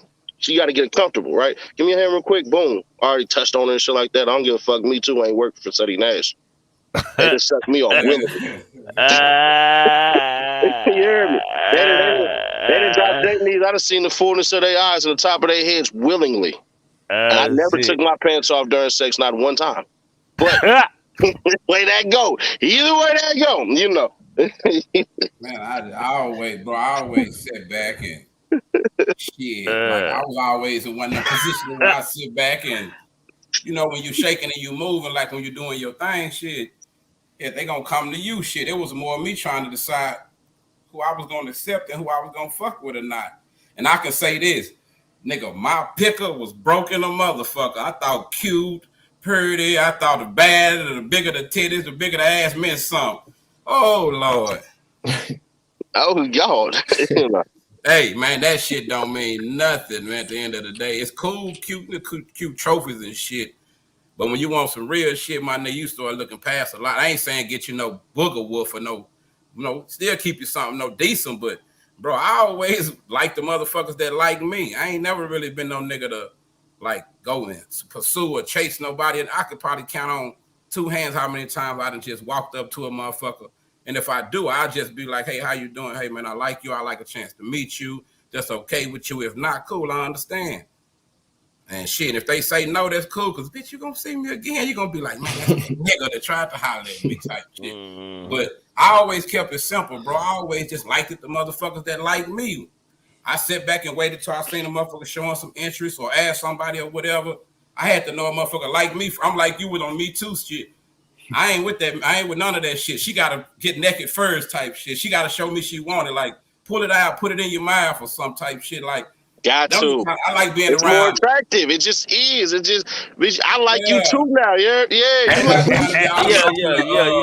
Act like you want it, goddamn. I'm finna try to put a flick in, and I'm gonna be talking about I like it. you too No, man, no. Like, that's why I like the motherfuckers that like me. Like they've been waiting to get along with me. They like, I want to fuck with you. That boy make your life a whole lot easier, bro. For real. Swear do, because you get to do the crazy shit like, oh, she done spun on her head, hit me with the helicopter, the super soaker and all that. Now watch, I'm about to pick you up. Yeah, look at this, yeah. I might even pay one of your bills next month. You know, that kind of Next month, not this month, but next month. Shit. No, that shit, watch this, I got a question for y'all, like they said about that, like about paying the bills and doing all this shit. Watch this. I ain't saying, because I know we got a lot of women in the, you know, the chat that fuck with us, subscribe, so I'm not being disrespectful, but I don't feel like when you meet a motherfucker, y'all just kicking it, y'all, you know, y'all ain't, you ain't got no shoes or clothes at our house type shit or nothing, you know what I'm saying? Y'all ain't spend a night at each other's house. I feel like I ain't obligated for a motherfucking thing up in there, man. I'm the villain like everybody else. Indeed. Watch this, though, Trigger. See, I'm one of them. I like to try to know some shit they doing, right? I'll be like, shit, man. You got 4, 5 niggas. Let's split it up between all of us. $20 a piece. We gonna split the water. Oh my. Oh my. No, I'm fucking with you. Nah, that's like the hood shit. Nah, watch this. I'm finna tell you what fuck you up though, bro. When you grew up like on that hood shit, and everybody's supposed to be a pimp player. Like I fuck with like growing up like a lot of Bay music and shit, or you know niggas like the Born Twice or Sugar Free. You know niggas like I was on this shit like that was my groove. You know what I'm saying? I ain't gonna say I was a pimp before, but I hope might say different. But watch this. My nigga, I came up on that shit so tough bro. I really believed in that shit so wholeheartedly it was crazy. But this the funny part, nigga, how Sugar Free say, nigga, we all done fucked up before. Nigga, I can tell you, nigga, I might say Trigger, I ain't gonna tell you the truth. Nigga, 4 months of the year, nigga, I probably was the stone step down pimp, nigga. I ain't never told nobody this when I was in the life, but I can say it now because I don't fuck with it. But nigga, the rest of them years, I'm sneaking, doing all kind of shit, and all against the whole handbook, nigga. Free home. Hey, I'm liking on the hoes and all kind of shit. I got a whole boyfriend pimping, what we call it. I'm from California. I'm from Northern Cali. Boyfriend pimping, what we call it. Yeah, for real. I was like, say out the watch store saying, hey, man, it's fucked up when you come up, the nigga hustling too, right? So nigga used to be like, hey, little homie, you can't be out here hustling too. Nigga, you can't serve 2 guys, nigga. You know, niggas trying to tell you can't sell dope too. Hey, Trigger, you know I wasn't trying to hear none of that. Nigga, I'm off the 4, man. What the fuck is you niggas talking about? You gonna do what nigga, you want I'm to do. serving 3 guys, nigga. What's somebody they used to say that shit, but you know, I didn't understand a lot of that shit, bro. But I realized this shit ain't for me. And I found me something else to do. I ain't gonna even lie. Some niggas can't admit that shit. Nah, it's dope to love a woman now. I ain't gonna hold you. It's dope. I love the shit out of my ex. That's why I always speak glowingly about it. Facts. You know, I really love that woman, you know. Had the whole like, bro, like niggas like us, alpha males, like shit like that. For niggas hear a nigga talking like that, you gonna have some motherfuckers got a problem with that. Just simple shit like that, Trigger. Like, hey man, we love women.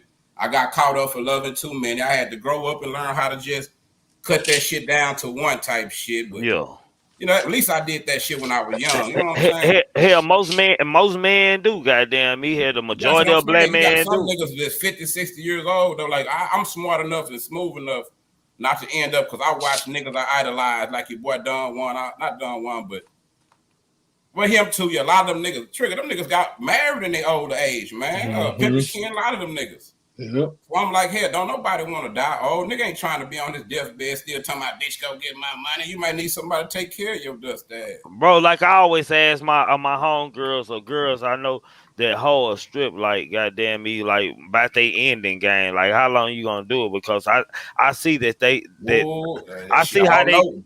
Bro, I see how they getting it. Some of the oldest strippers in the world, nigga. We got dinosaurs. Bro. No, bro, but you can see how a person getting it that they not gonna do nothing different than what they doing. You be like, shit, this motherfucker, they living their best life. You know, you got some of them like just OGs, like, and nigga, I peep this from Dallas to San Antonio or Cali, wherever I go. You be peeping that, you know, a lot of the clubs they be having like girls like from the area, from their hood or whatever. There'll be certain hoods in there, you know, when certain hood niggas come in, they fuck with the girls from their hood, you know. type shit. And when you got a strong hood though, nigga, they fuck with you like that, or the city fuck with you, and you're a good bitch, nigga, that shit'll last forever for you. I ain't gonna say I ain't gonna say forever, but You get a if you strong still run. look good, nigga, you'll be 40 years old, still killing them young hoes. Some of the top strippers got age on them. Man. They clientele, they went out there just tripping. I just say this inbox me. I got something that's Indentity going on, and she like 38 years old. But I'm telling you, I wouldn't even mess with nothing that don't look like her. And she 38. She been scripting. Fuck stripping. She been scripting like a motherfucker. You know what I mean? Like, yeah, Nah, bro. I got some homegirls that's about 38, 39, and they still in a club like every weekend doing their thing. But I asked her, what's your end goal? Because I'm building a kingdom over here. Like, once this other business get built, like I got to get this dispatch company done. And once this dispatch company done, I literally am working on replacing $10,000 a month in income just with being home, just so I could drop my kids off to school every day. Like, when I go back to Cali and I'm dropping my kids off, I'm finna pull up in the I-8 just to show them this is what you're supposed to have if you work hard for it. For sure. Yeah. Just the door opened up all the way like that. My son get out of high school in the I-8, he gonna feel like he's something different. Yeah, like he finna really feel like this trigger. You know how real that shit he just said. My nigga, you don't realize when you a kid, the mindset of the kids that's walking home and the kids that's getting a ride home, trigger. Mm-hmm. Ooh, some of them kids be thinking like, damn, why my mom and them? But I had this, my mom didn't start driving, nigga, till I was grown in a motherfucker. So I trigger, the whole hood walked home. But we used to notice that shit like the kids like that. They mom and them must care about them a little more than us. My mom would tell us risk it. But see, like me and my brothers, we didn't have no choice, man. Our parents worked, so goddamn, we had to wake ourselves up. And if it were raining or whatever, we'd be walking with raincoats and rain boots and umbrellas and everything to work. That's fancy. We didn't have that. I ain't gonna hold you on the dead homies. We ain't had that. Kid. I just told my son, he in high school, he getting rides to school. Bro, they don't even live a mile away from the school. I said, hey, your mama don't, gas is $5 in California. Nigga. I said, your mama don't got to take you to school. You need to walk your little ass there. I said, I've been walking to school since kindergarten. Since kindergarten, I've been walking to school, bro. Like, hell nah. And this was a whole 2 miles. Been chased by dogs, seen niggas get beat up by crackheads. Man, all of that, bro. If I had money, I could have bought some weed, some vagina and cigarettes. Nigga pulling up pressing. Hey, nigga, trigger. I was back, nigga. I was in fucking junior high back, nigga. I was a little nigga when they first started pressing niggas for their J's and they starter jackets and shit. Yeah. I had to be nice, nigga. You had to. Yeah, I come up in that time. Hey, we all in that time. Know, but back then, when the niggas, they recognize faces, they know like, oh, okay, little nigga, he from the apartments. He gonna let you make it. But say, man, it was fucked up. These kids got it good now, for real. I grew up poor, bro. I ain't had none of that. My son got some 5s, dirty as hell. I damn near punched him in his face. Like, youngin', you want some new shoes? You got some J's, some 5s. I ain't buying this shit. Dirty. Nigga, dirty. I said, why would I buy? He like, Dad, I can't wait for me to get a car. I used to get one pair of shoes, nigga. And that's because my uncle used to carry me on his income tax every year, nigga. I used to have to keep the for real, nigga. And then watch this trigger, nigga. We at the like the little school, little get down, right? We talking and shit, and nigga just reminiscing about old shit. And nigga telling me, damn, bro, nigga, I remember, nigga, we was about 4th, 5th grade. Nigga used to wear them parachute pants with the pockets on the side. Nigga used to have every color of them bitches, nigga. Watch this, nigga. I couldn't say this then, trigger. Them parachute pants is what sent me to the motherfucking streets, trigger. Watch this. Nigga, them used to be my mama pants, nigga. Damn. I ain't had no motherfucking clothes, nigga. I used to have to wear my mama shit to school, nigga. Hey, that's what Gay said. He said I used to wear my mama bungo jeans and some dirty sweats. Yeah, nigga, I used to have my mom parachute pants on in school like I was flying. Them niggas thought I was doing some grown shit because I was a young nigga. Nigga, I can laugh at that shit now, but like nigga fucked up shit like that though. When a nigga find a way to get his own, you know what I'm saying? Shit, a nigga gonna what he feel like a man gonna do at the time. Shit, now I can buy parachute pants for everybody. Don't forget you, and then you were doing real bad. Your mama bought you the slide on jailhouse shoes. Goddamn, Man, goddamn. Man, goddamn, we was pro with them winged out, parachute, bro. with them parachute pants. Yeah, man. Batman, pro wing, and the Superman. one when you stopping them bitches and the bottom start melting. Yes, sir. Yeah, or peel all the way off. Man, that's fucked up. The bottom hanging off them bitches. They come all the way out the whole soul. Just hey man, put Tari put him in the timeout. Nigga said I had on some hammer pants. yeah, that what we used to call them, MC Hammer pants. Nah, though, man, that shit crazy, bro. Like, shit was. I had the hammer pants too, nigga. I done had a finger wave, the braids, all that shit. That's why I did all that hair shit all my life. Hey, bro, that's why I think I'm bald too early, goddamn. I know I ain't inherited, but all that hair shit, finger waves and all that shit in the middle school, boy. Get my shit freezed up, boy. That shit funny. Nigga didn't realize, nigga, you look like a whole cartoon character. Nigga, you look like the nigga out 5 Heartbeats. Nigga, that shit. Stand on the corner with a banana. I don't like that shit. Say, my nigga, I don't know why them niggas be doing that shit, bro, but if I ever get some motherfucking clout on anything, nigga, I'm gonna speak to them niggas on them coast about that shit. Like, why you niggas always pick when y'all play some down south shit, have some niggas portray some shit? Why they always get some old cornball ass, some corny goop? Like, goddamn, let some of the real niggas get on the film, man. Goddamn, quit getting them kind of niggas, man. They be scoring on us on the slick side. Bro, well, Freeway Rick Ross was talking about this with the actors and stuff, and he was talking about how they replacing American actors with these British actors. Yeah, bro. Hey, watch this. That nigga right hand man, right? Freeway Rick right hand man, last name White, just got out of jail, right? Nigga, I didn't even know this. Lil V at the barbershop. Mm-hmm. That nigga brother, the nigga daddy was the nigga right hand man. I used to hear they mom and them say, you know how you think people just be talking sometime? Nigga, she showed pictures, everything. I was like, damn, nigga, I'm talking about boatloads of that shit. I was like, damn, you never know who, right or wrong. They probably ain't in their life no more, but you never know, man. You know who know who. Nah, that's it, bro. Like, what's crazy is, I'm brother 60s, but I respect Freeway because a lot of cats won't ever admit it. He never even played politics. Like, I look at Freeway Rick Ross as a hoop. You know what I'm saying? Okay. That's because inside. He still got a spot out there and everything like that. Like, I can go knock on his door and rob him and everything. I wouldn't do that, but I didn't got Snowfall because of him. You know what I'm saying? When it was about that money, though, he fucked with everybody. He say that, but history ain't gonna judge him that way. He tried to, but you're gonna have your affinities. You're gonna have people you favor more than the next. You gonna do that though, but like some shit, like on some personal opinion shit. Like, nigga, I done business with niggas who was supposed to be ops or niggas was supposed to be from the other side. Cause I think when it come to get money, nigga, real recognize real.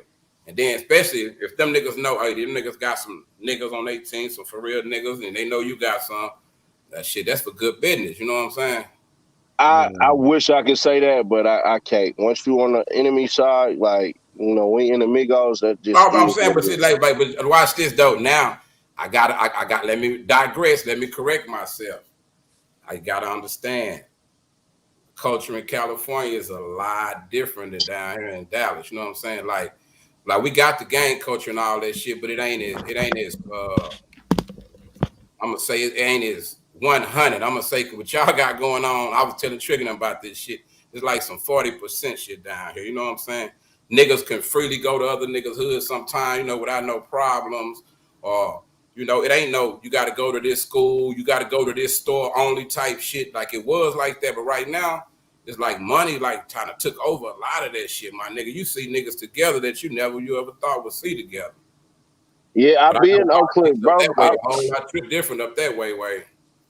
I've been in Oak Cliff. I didn't understand it though. Like when I first hit Oak Cliff and everything like that, right. I truly didn't get it. Like I didn't. Like my partner came down from Florida, like Trigger. Shit, Trigger being my hood. Shit is most of my hood coming up, nigga. It was straight Crips and GDs. Well, back then it was BGD before it split up what it was. But nigga, my nigga from Florida came down. They was like, damn, these niggas kick it like this together. I'm like, My nigga, just niggas move in and sometimes some shit mixed together. But it's so weird now. You go through the hood now, nigga, somebody from everything. You can just pull up some shit, pull up a neighborhood. You fuck around, ass nigga might tell you from LA from Frog Street or some shit. Like, Yeah. bro, I you got niggas that's claiming everything now, but it's like they got to put their neighborhood first though down here. Like if you from Oak Cliff, from a certain side, you could be blood or Crip, but you know that neighborhood come first though.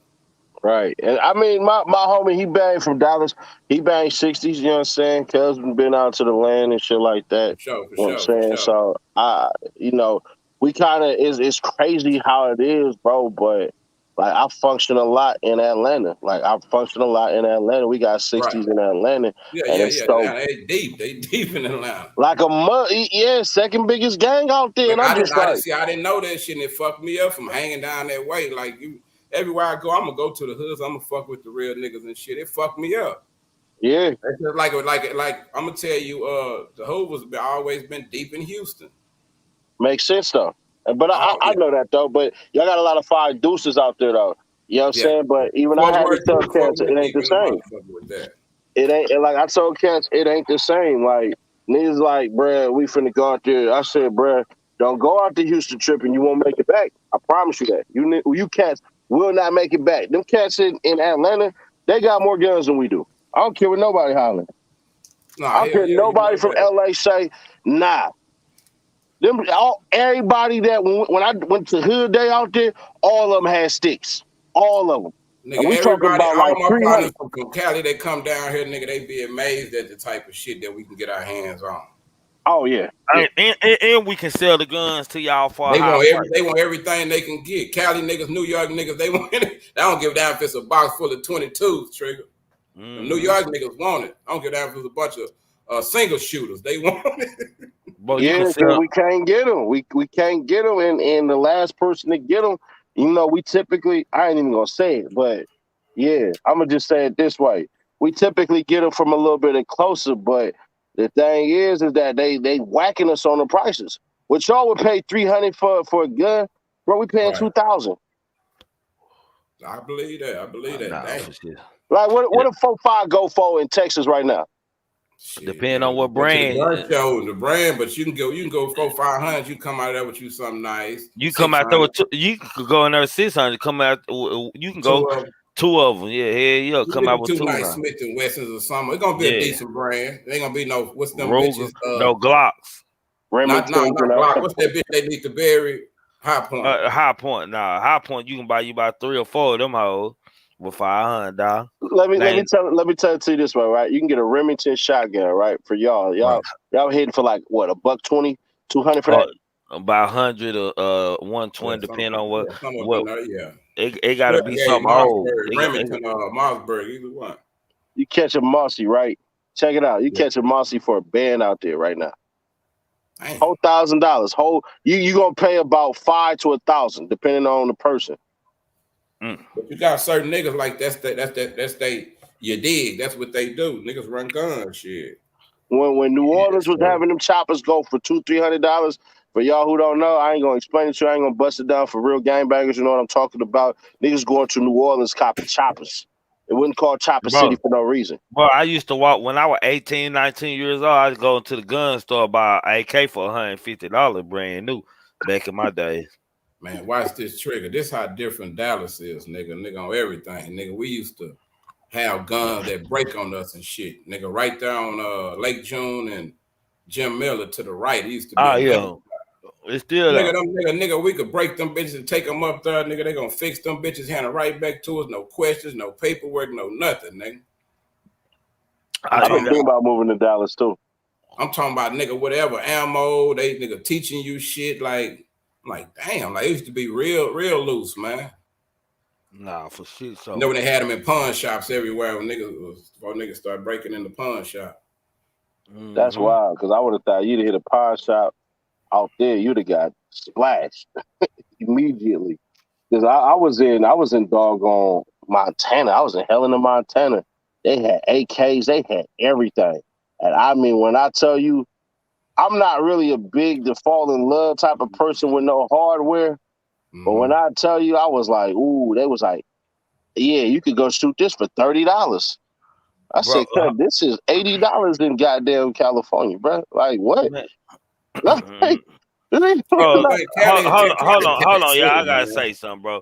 Like, I'm up here trying to have like, you know what I'm saying, a good convo and stuff, but yeah, I got eating shit going on, like somebody want to come up here to talk about fight somebody, City Nash in a 3-round fight. Like, this is what I'm talking about. We can't never It's just always stay, one. bro. We can't just never stay on the positive, bro. We can't never stay on the positive, y'all. Like, this a prime example, man. This shit just sad, bro. it costs $10,000 to fight me. If you don't got $10,000, it's not gonna happen. And if you run up on me, you better aim to kill because you will die. I'm just gonna be honest with you. I'm very cautious. Been gangbanging since 9 years old. No, for shit, so I'm a name. You wouldn't fight a Seti Nash off the corner when I was the head bouncer for my clubs for the last 2 years. You wasn't running up fighting me then. Now that I'm a name and you trying to get a name off my name, I don't make no less than $10,000 a month. So it's $10,000 to fight me. That's what you got to press up. If you can't do that, then come to kill. And if you ain't ready to die about it, then go ahead and leave me alone. Because I will kill you. And if I don't kill you, my homies will. And I don't go to no city where there ain't at least 5 niggas with me that will not kill you. Like all this positivity and everything like that I'm speaking, yeah, I do that. But one thing and two things for certain, you're not gonna run up on me and think that you about to do anything. There's a reason why a lot of these YouTubers stay their asses in the house while Seti Nash get to walk around cities free. For shit show. Because if you test me, you gonna die. No, for I be shit trying show. to get me some YouTube time, man. Shit. Hey man, no, for shit I'm slipping. That's why I ain't got number 2 subscribers now, nigga. Man, for shit show. And Jet Fly, he a clout chase anyway. Jet Fly irrelevant. He always coming up here trying to clout chase somebody. Goddamn. Man, that's crazy. But get your money up. You can't rumble with me if your bread ain't right. I done pulled up in all these little YouTuber cities where they were supposed to be super tough and everything like that, and stayed for a couple days. Saying that I can't even allow you to even like respond to him, bro. Like he a nigga that's hiding from the rainwater out here.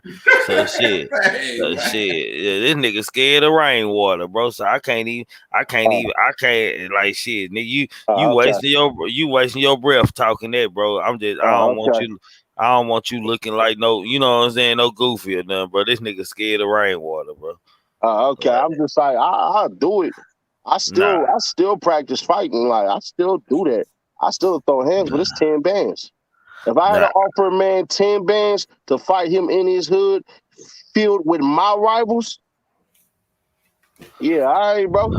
But when I was in Dallas with that black on black Maserati, cruising through Dallas like I was a month ago, please believe the homies that I was with, if you would have looked at me wrong, they'd have been on your ass. Now, see, your ass was maneuvering through traffic. Man, that nigga don't even stay down here, bro. Hey, that nigga relevant, man. I forgot that was Jet Fly. Like, that nigga biggest cloud chase in the world, I swear. Sometimes he cool, but that nigga biggest cloud chase in the world, bro. I don't know who Cuz is. Him and AK, I don't let him come on the panel because him and AK got something going on, and I ain't heard that they had a situation. Man, I rock with AK. Hey, I fuck with AK, man. If yeah, so that's my little brother. That's why I didn't let him on the panel. The real reason before I even looked at the private message. So AK, he the homie, what I call Banner Boy. Banner Boy. Your boy, Red Boy, you know. Oh yeah, Banner Boy from Chi-Town. Yeah, from Chicago. Yeah. I say AK, hey man, you know my nigga Banner Boy. I know you did. Yeah, cause that nigga say he'll speak off that goddamn. No, nigga really from up there though. We didn't.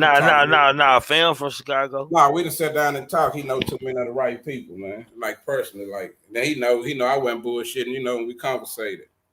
Yeah, nah. That's fucked up though. But like, you got a lot of niggas though, man, like from different places that, like, they turf is like, you know, probably Cali or New York or Dallas or Oklahoma or wherever it may, you know.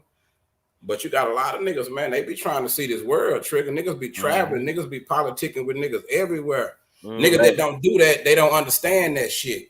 Like, I love what the homie Big U said when he said, hey, man, he asked the nigga, man, how you feel about niggas in other cities and shit claiming rolling 60, man, niggas in other states and shit. I thought he was going to say some of that fucked up shit that I done heard a lot of niggas say. That nigga say, you ain't never heard me say it. He said exactly what I said. That nigga say, nigga, how would you feel, nigga, if you had cousins everywhere you went, where you pull up to, you knew gonna rock with you, you could trust, you had to have a code with you, nigga, like. And I felt like a lot of niggas don't take advantage of that shit when they come around, Trigger. They be trying to. But Texas can't say that, though. Fuck over niggas. Like, a lot of niggas don't want to tell these stories, Triggers, where a lot of rap niggas didn't make. Didn't make it or coming from Dallas or whatever, nigga. Like, I'm one of them niggas was on the road from Cali everywhere, nigga. And I don't know if Seti remember this shit when look, Texas can't say that because we've been rocking with y'all. We've been rocking with y'all from the jump. Watch this. Texas, when goddamn me, the nigga they from Dallas, they got down there that had him doing the Tupac shit, nigga. The realest. The nigga on death row sound like, yeah, I had went down there fucking with them. DLC, yeah. Not DLC, the other nigga, this nigga named the realest. He was on death row. He sounds just like Tupac. Nigga got an Oak Cliff. Yeah, that's the nigga they been having doing the Tupac shit, Trigger. Yo, that's funny because Jim Jones did the same thing with a dude on his shit. He sounded just like Jay-Z. That's crazy you say that, Brody. Wow. Hey, watch this, homie. Y'all gonna look that nigga up. Y'all gonna be like, man, it's crazy, but he was really fucking with Suge and them and shit. You know, I went up there to go fuck with the nigga. Nigga, he was standing up. A 3-bedroom little townhouse, nigga, that used to be Tupac shit. But the nigga had it, I came in, dads corrupting them and shit was in there. Nigga had on some, corrupt when their dads and some old niggas. The nigga had on some Timberlands. And the outfit looked like some shit Tupac wear. You know me, Trigger. I'm like, damn, nigga, you rap like the nigga and you dressed up like the nigga. The nigga told me, nigga, these boots I got on used to be Tupac boots. Man, I fell out on the floor laughing like a motherfucker. I was like, say, nigga, do you sleep with you? I was like, nigga, do you sleep in Tupac pajamas, nigga? I just finna ask you, did he wear Tupac clothes too? Man, wait. The shit was I think it was like kind of like on some like respect shit, but the shit was kind of weird to me, nigga. My whole interaction with them niggas, it was good, but I'm kind of outspoken though a whole lot, nigga. Like when we was doing our music and shit, nigga, I'm on that bitch talking about block 444, area code 214, when the Grove is what I'm repping 75217. That nigga dad's cut the music. Hold on, man. Wait, you gotta explain that to us first, man. We don't want to be on there with no slob niggas or nothing. Say you niggas crazy, motherfucker, man. Plus, I'm from Texas, nigga. We don't never want to burn our bridge with Texas. That's the problem that a lot of cats don't understand. No California cat want to burn his bridge with Texas. We could burn our bridge with everywhere else. And I done seen it happen. That's like the bread and butter. Yeah, too much money out here. But Texas, what it is we always looked at y'all like our country cousins. That's what we are, shit. You know what I'm saying? Most niggas' roots is down south 9 times out of 10 from Cali, man. Yeah, my grandma from Dundee, Mississippi. Some of them saying, yeah, for sure. You know what I'm saying? My mama's side, she from Pittsburgh, but she French. Like I was telling Trigger, we got to take it back to when it was just the colonies and shit before it was even the California. You know what I'm saying? We got to figure how that motherfucker was founded. Like, nigga, them was slaves getting away from the bullshit. Them was the smart niggas. Them was the niggas that, hey, nigga, we finna go. Fuck this shit. What you say? Most of the people was involved in the Great Migration. Yeah, I finally was them niggas that stayed down. Man, I ain't leaving my mouth, so I don't know. I'm gonna stay down here and fight, or I don't want to leave Granny. I don't want to, But some people was like, nigga, we looking for something better. Fuck this shit. Look, and make it worse. I'm gonna keep it a stack bundle with you, right? When I was a youngin', this how I thought of the South, and no disrespect to nobody, we thought Texas was Crips and Arkansas was Bloods. Damn. Swear to God, like that's really what I really thought. I really thought. This is how the shit was funny. Like the homie Charleston White. Like when that's I met him. That's the homie.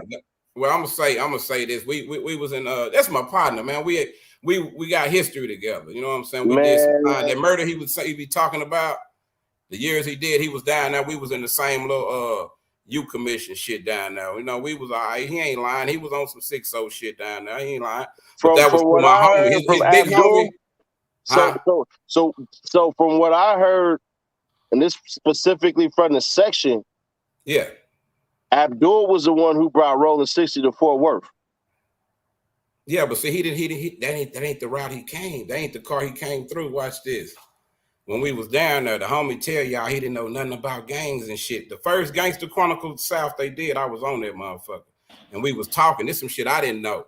He was like, homie, you know, I didn't know nothing about no gang shit until I got down there, you know, where we was at. And he was like, the shit was like the love, the niggas, you know, the togetherness shit.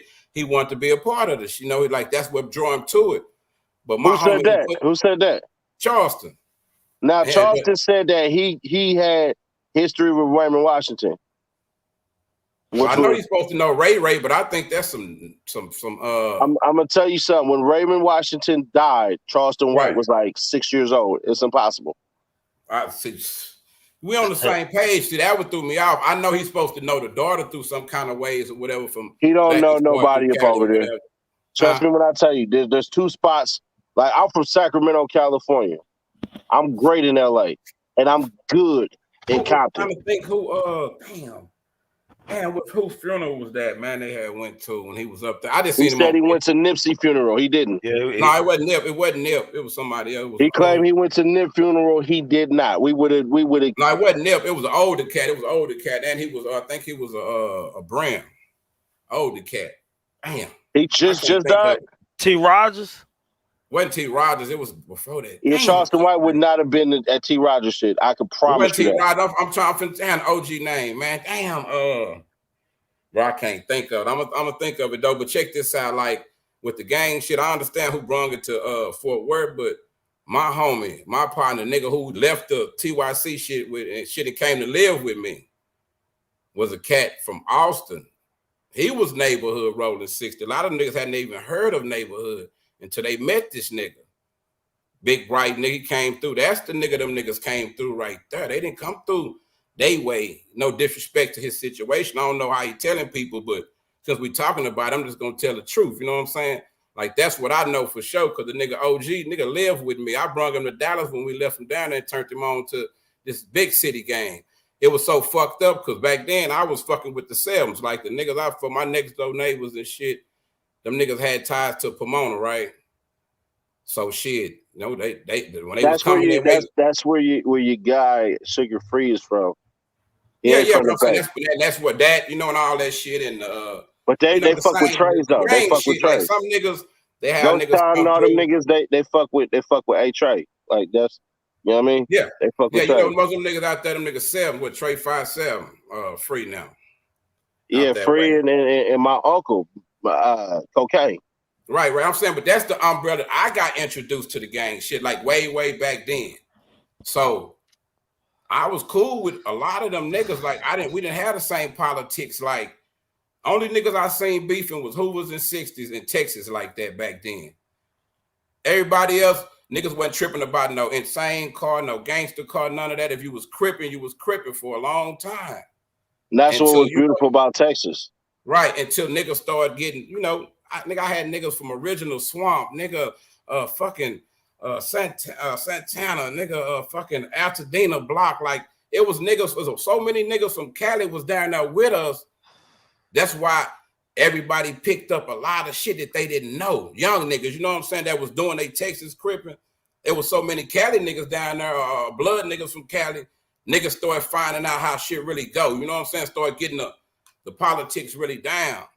And after that, back in that era, that's when shit started getting real bad, real deep, you know, real fucked up. Man, I don't know, man. When I was coming up, man, from my after game life for second grade, goddamn me, hell, Bloods were like foreign until I got like in college and shit. I came back from college and everybody was wearing red. But like you had niggas got family though, like just say niggas have a family unit or whatever, and they stay in Dallas, you know, but they got family from nigga, wherever, Hoover, fucking Nutty Block, whatever, you know what I'm saying? They come down here, nigga, they come down here, they repping they shit. Yeah. Now, they cousins feel like, nigga, my cousin from Cali, nigga, he this, nigga, I'm motherfucking me, what, Front Street too, nigga, like, and that's how a lot of this shit be going. So and they got their family. that same story you just told, I told Cass, I said, man, that's how the 30s got started in New York. Right. Rolling 30s got started in New York because a couple Belizean niggas who was really overly active. You know, I always say overly thugging, but when these cats was overly active and they took it to Harlem and they turned all the way up. They took to it, shit. Bro, I'm not gonna lie. No, that's how that shit go. But sometimes it be niggas like niggas be on the run. Like, I hope I ain't saying too much, but one of my OG homies, nigga Don, off that Santana block, man. You know, he was on the run for some murders and shit in Cali. He in the feds now, but nigga, the homie came down here, nigga, Grove Village, Trigger. Smooth, old nigga, little small nigga, not no big tough nigga, nothing. Smooth nigga. Man, everybody fell in love with him. Nigga, he was everybody's uncle. Nigga, I'm talking about, you would have thought this, people thought the nigga grew up, he was from around that motherfucker, nigga. It's the game you got. Some niggas got smooth game. If you had snitch, some of them niggas be coming down here, be running from some too, Trigger. They done ran off with some nigga shit, or they done did some foul shit, got put out the hood. So they had to come down here with ain't them in the country, and they come down here with that dysfunctional banging, and they pass that bullshit on the niggas too. To the whole neighborhood. Yeah, nah, I can say some shit, but I ain't gonna say no shit. But like, I try to tell the youngins, you know, once upon a time, like Little Rock was that place. Like, it was scary. Nah, for real. Little Rock was dangerous. Like, there was Little Rock, and then there was New Orleans. San Antonio had their time too. San Antonio, nigga, and Fort Worth, nigga. Hey, gang banging in Little Rock, goddamn. They made a whole goddamn DVD. I remember that DVD. It was wild, bro, and I ain't gonna hold you. It was some of the scariest shit I ever seen. When you could watch I had never seen no white GDs and shit. Nigga, I seen banging in Little Rock. I was like, what the fuck? Yeah, I still ain't on, you know, yeah. Because how Crips started, and can't nobody argue this with me. I don't care. You cannot argue this with me. And I told the cats this before. Crips was started to fight off the police and cats who wanted to. Exactly. Cats who want to do harm to black people. The cats that want to do harm with black people, they was called the spook hunters. Facts. This ain't no secondhand information. This is from one of the original ones who helped start this. I know one of the founding members of the GDs. I know one of the founding members of the Crips. You know what I'm saying? So that's what killed me about a lot of these cats who get to talking and all that and everything like that. And they get mad because I did some T.I. shit. I was like, oh yeah, king of the Crips. Nigga, because wherever I go, I'm always embraced. I'm always loved because I don't do the most. I don't walk into nobody else setting ass big Crip out of California. I don't do that. That's weird as hell. All right, and you know what I'm saying? I go out and embrace motherfuckers. A million of them niggas come through. Hell, Cali niggas in Dallas every week. Goddamn. This like Cali niggas playground, bro. I mean, I still might move to Dallas. It's weird. Like, I got a homie right now. I got two homies, like they like brothers. One from Dallas and one from Atlanta. We all want to move into each other's homes. Like, my homie from Atlanta, he want to move to Sac. And a homie from Dallas, he want to move to Atlanta. And I want to move to goddamn Dallas. For sure. You know what I'm saying? We just want to switch all spots. If you take this, you take that. Now, Cuz can't afford $1 million movie. Living, man. That's called living. Yeah. Next level shit. But when I showed them what $2-3 million houses is, just in Sac, you can imagine what I would have showed them if we was in LA. Because the homes on Bryanhurst right now, $900,000. In the section right now, if you got a house on Bryanhurst in a 903 zip code in Los Angeles, the houses are selling for $900,000 in the hood. Trigger, they look like them houses over there on Old Luster, Trigger. No yards, no front yard. When I showed them in Sac, I showed them $2-3 million houses. My homie from Atlanta, my homie from Dallas, he said, "What a yard?" Nigga Yeah, looked at me, hey, cuz, where the yard?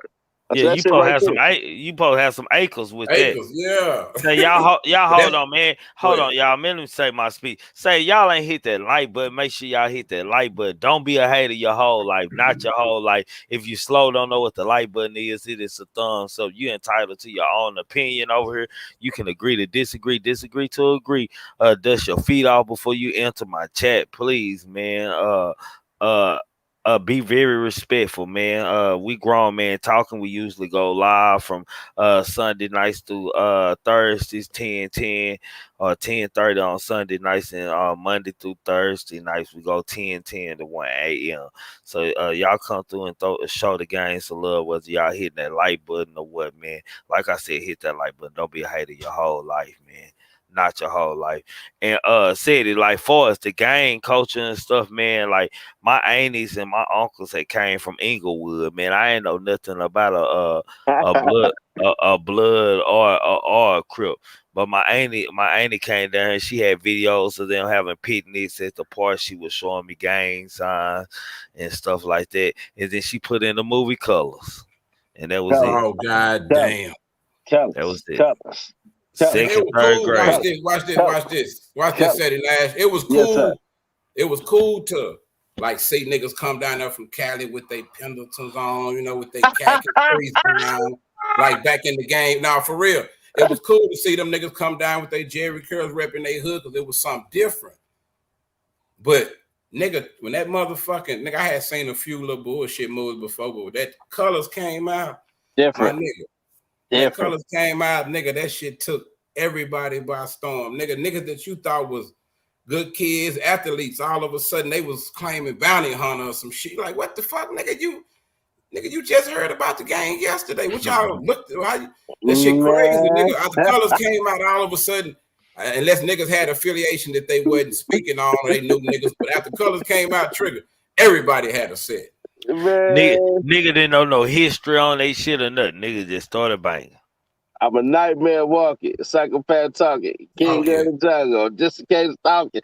But listen, I ain't gonna hold you. Look, I did something for the Crip culture that a lot of people have never done, and this was 8 years ago. Right. When I put out Crip Anthem, and it did 1 million views, my inbox got flooded. Right. I'm talking about Virginia Crips, South Carolina Crips, North Carolina Crips, and all they wanted to do was be Brandy. Yeah. When I see Brandy, I mean, I want to be down. Yeah. You know what I'm saying? No disrespect to them. No disrespect to those states. No, that's real. But watch this, though. There's some shit like, I got to make sure, I got to tailor make this conversation, make sure I say this right. Like, okay, it's this situation out there where the niggas that like grapes, right?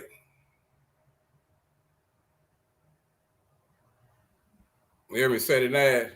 You talking Watts or you talking about? Yeah, Watts. Yes, like some great guys, right? Okay. Man, a lot of them guys been around like down this way for a long time because that shit that homie was smoking on Colors and he was in jail tripping off of. PCP. Hensley. He was on that PCP. Hensley. Yeah, he was on that PCP, that monkey. Like, see, it's a lot of that type of shit. Angel, like that angel, you know. Yeah. Right. See, watch this. It's like a lot of that shit. Like niggas don't understand. Like niggas that ain't from the game, they're not gonna realize how deep that Cali and motherfucking me, that neighborhood, a lot of them connections is like down this way. You know what I'm saying? Because you know what I'm saying, niggas ain't from the street. They ain't gonna know who a lot of niggas that's pulling up coming down this way, what niggas doing. They probably thinking Cali niggas just at the club, man. They don't know why niggas be, they don't be knowing what's going on or why niggas be coming without saying too much, but man, it's been a connection for years. That's why when you see I'm gonna tell cats like come this. out and like when new niggas come out like, oh man, we don't like them niggas or we don't like this. I look at that like, hey man, nah, nigga, that's you trying to sell your motherfucking conversation. But the real know what's been really going on for years and years, nigga, for real. I'm gonna say it like this. I'm not invited to all watch. over that motherfucker. I tell you, I can name hole in the walls and shit. Yeah. I done fucked around and came in all through that bitch and kicked it in. And I ain't gonna lie, Trigger, I can talk that tough shit. if I didn't tell you, a young nigga in a Vato, ain't no nigga that asked me where the fuck I was from a couple times. And I was with niggas who, niggas TV type motherfuckers. Nigga, what's the nigga out for Red? The nigga out 5 Heartbeats.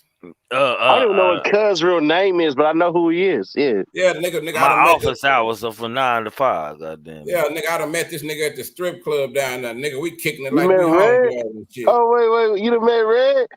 Yeah, nigga, the nigga I'm How in Cali, tall nigga, is I'm he? down there hanging. Like I told Trigger, nigga, I used to be down there like when I How was on tall some is he? music shit. Nigga, I used to be down there just hanging like Trigger. This is one thing about LA, Trigger, nigga. You could be hanging, running around up Sunset. And you gonna run into all kind of motherfuckers you seen on TV. Definitely. Yeah, Like that shit was new to me, nigga. I'm a country boy, nigga. I'm a street nigga. I think I'm part hustler, all this kind of shit, you know. But I was tripping though, cause nigga, every time motherfuckers start hearing me talk Trigger, they already know where a nigga from, right? That would save me every time. Nigga, hey, nigga, where you from? Say, hey, man, I'm from Texas, homie. Nigga be laughing or some shit like that. Or, hey, nigga, you better, hey, nigga, hey, take that hat off. Or, no, nigga, hey, don't go that way before you finna, like, nigga, I'm all in. Nigga, I walked to, what's that, Eminem's soul food place. Nigga, we was like 4-5 blocks from there. Nigga, I walked. You know how many niggas asked me questions before I got to where I was going, Trick? Then when I came back, nigga was like, damn, where folk, like, hey, man, that nigga tripping, man. Tell that nigga don't be doing that shit. But I'm on some, back then, I'm on some wild nigga shit like that. I want to experience this shit. And that's how a lot of niggas that ain't from Cali, nigga, that's how they be feeling. And that shit don't end up well for a lot of niggas if they don't know how to communicate. Hey, you was in one of your modes. I'm finna show who this Texas nigga is. Yeah, I want these niggas to meet me, man, for real. Yeah, Jack, I want them niggas to know we real too. Anything that go, right? Like, everybody who know me, right? I'm not welcome in Watts or Inglewood. Damn. I'm only welcome in South Central and only a certain section and only a certain couple of sections in Compton. That's it.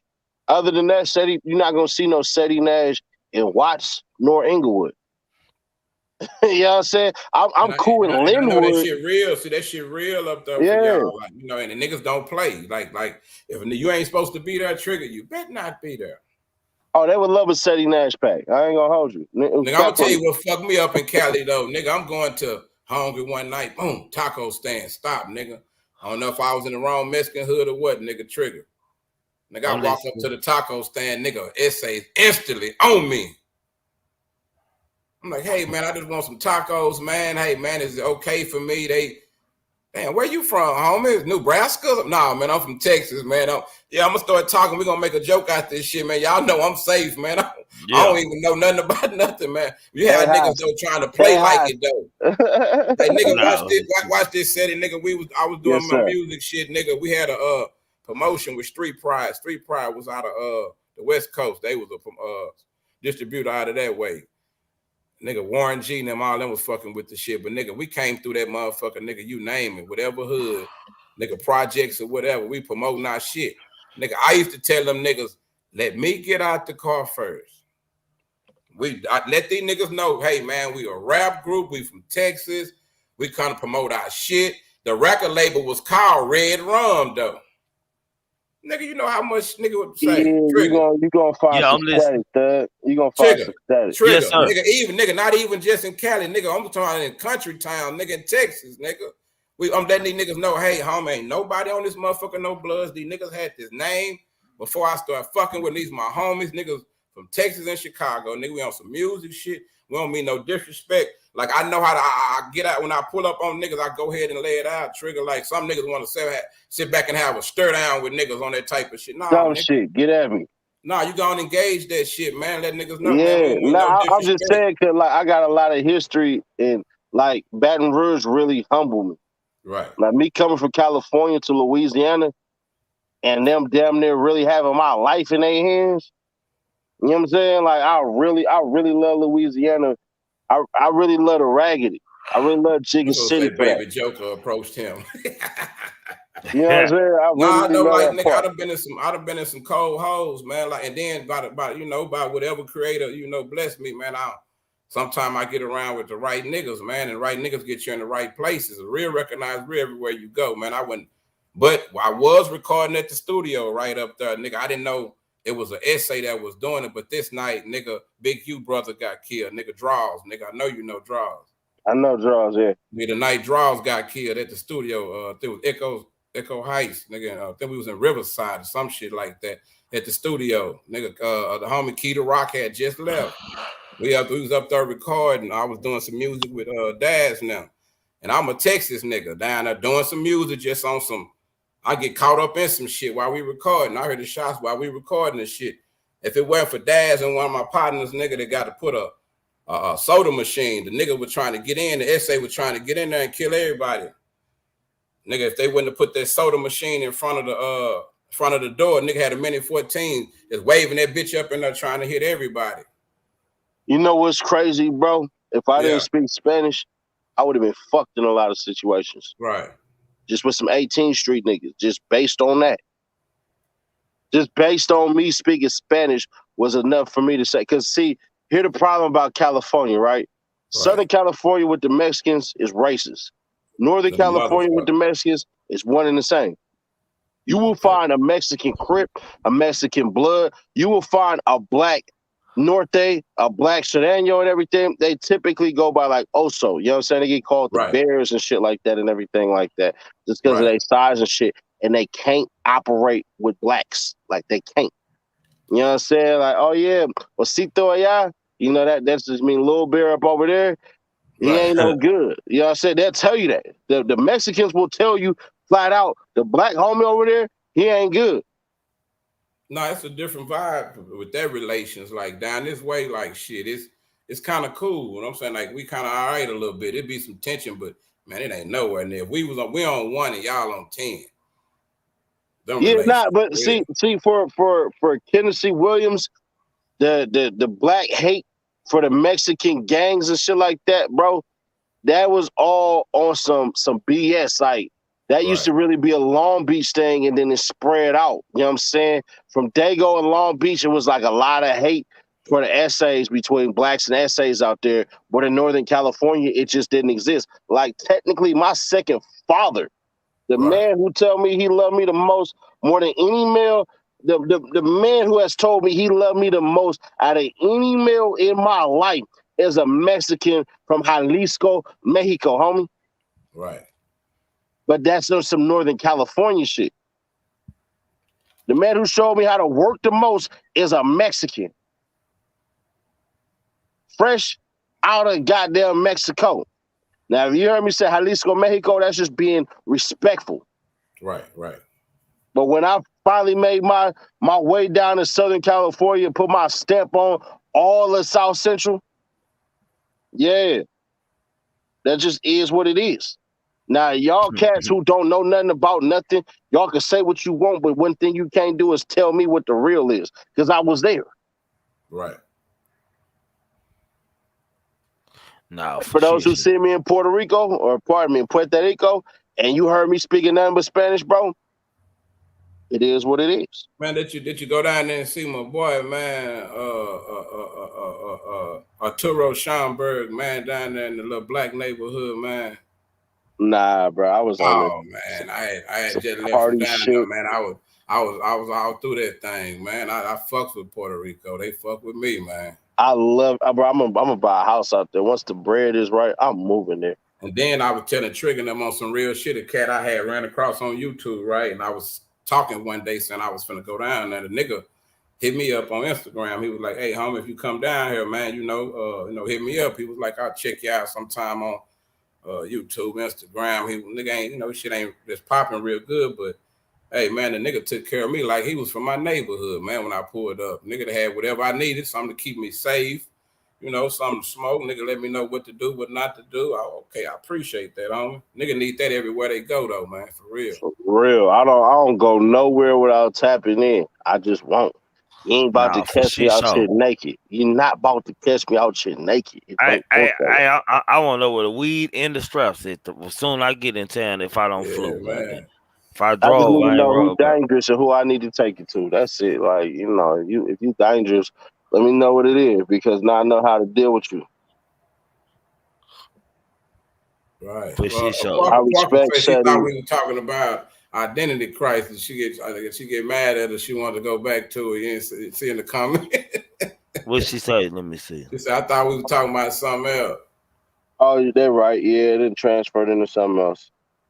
We know the identity crisis, man. Like shit, we know we see that shit all the time. We have motherfuckers all on TV, blacker than me and you. I'm not black, I'm white. We have motherfuckers that hate theyself and they race is the motherfucking punching bag. Shit, they hate theyself. Period. But no matter what color they were, But Facts. they've been they color, they convinced. still gonna hate They've been theyself. convinced of what wealth is, and they think wealth and knowledge is a place of dollars Facts.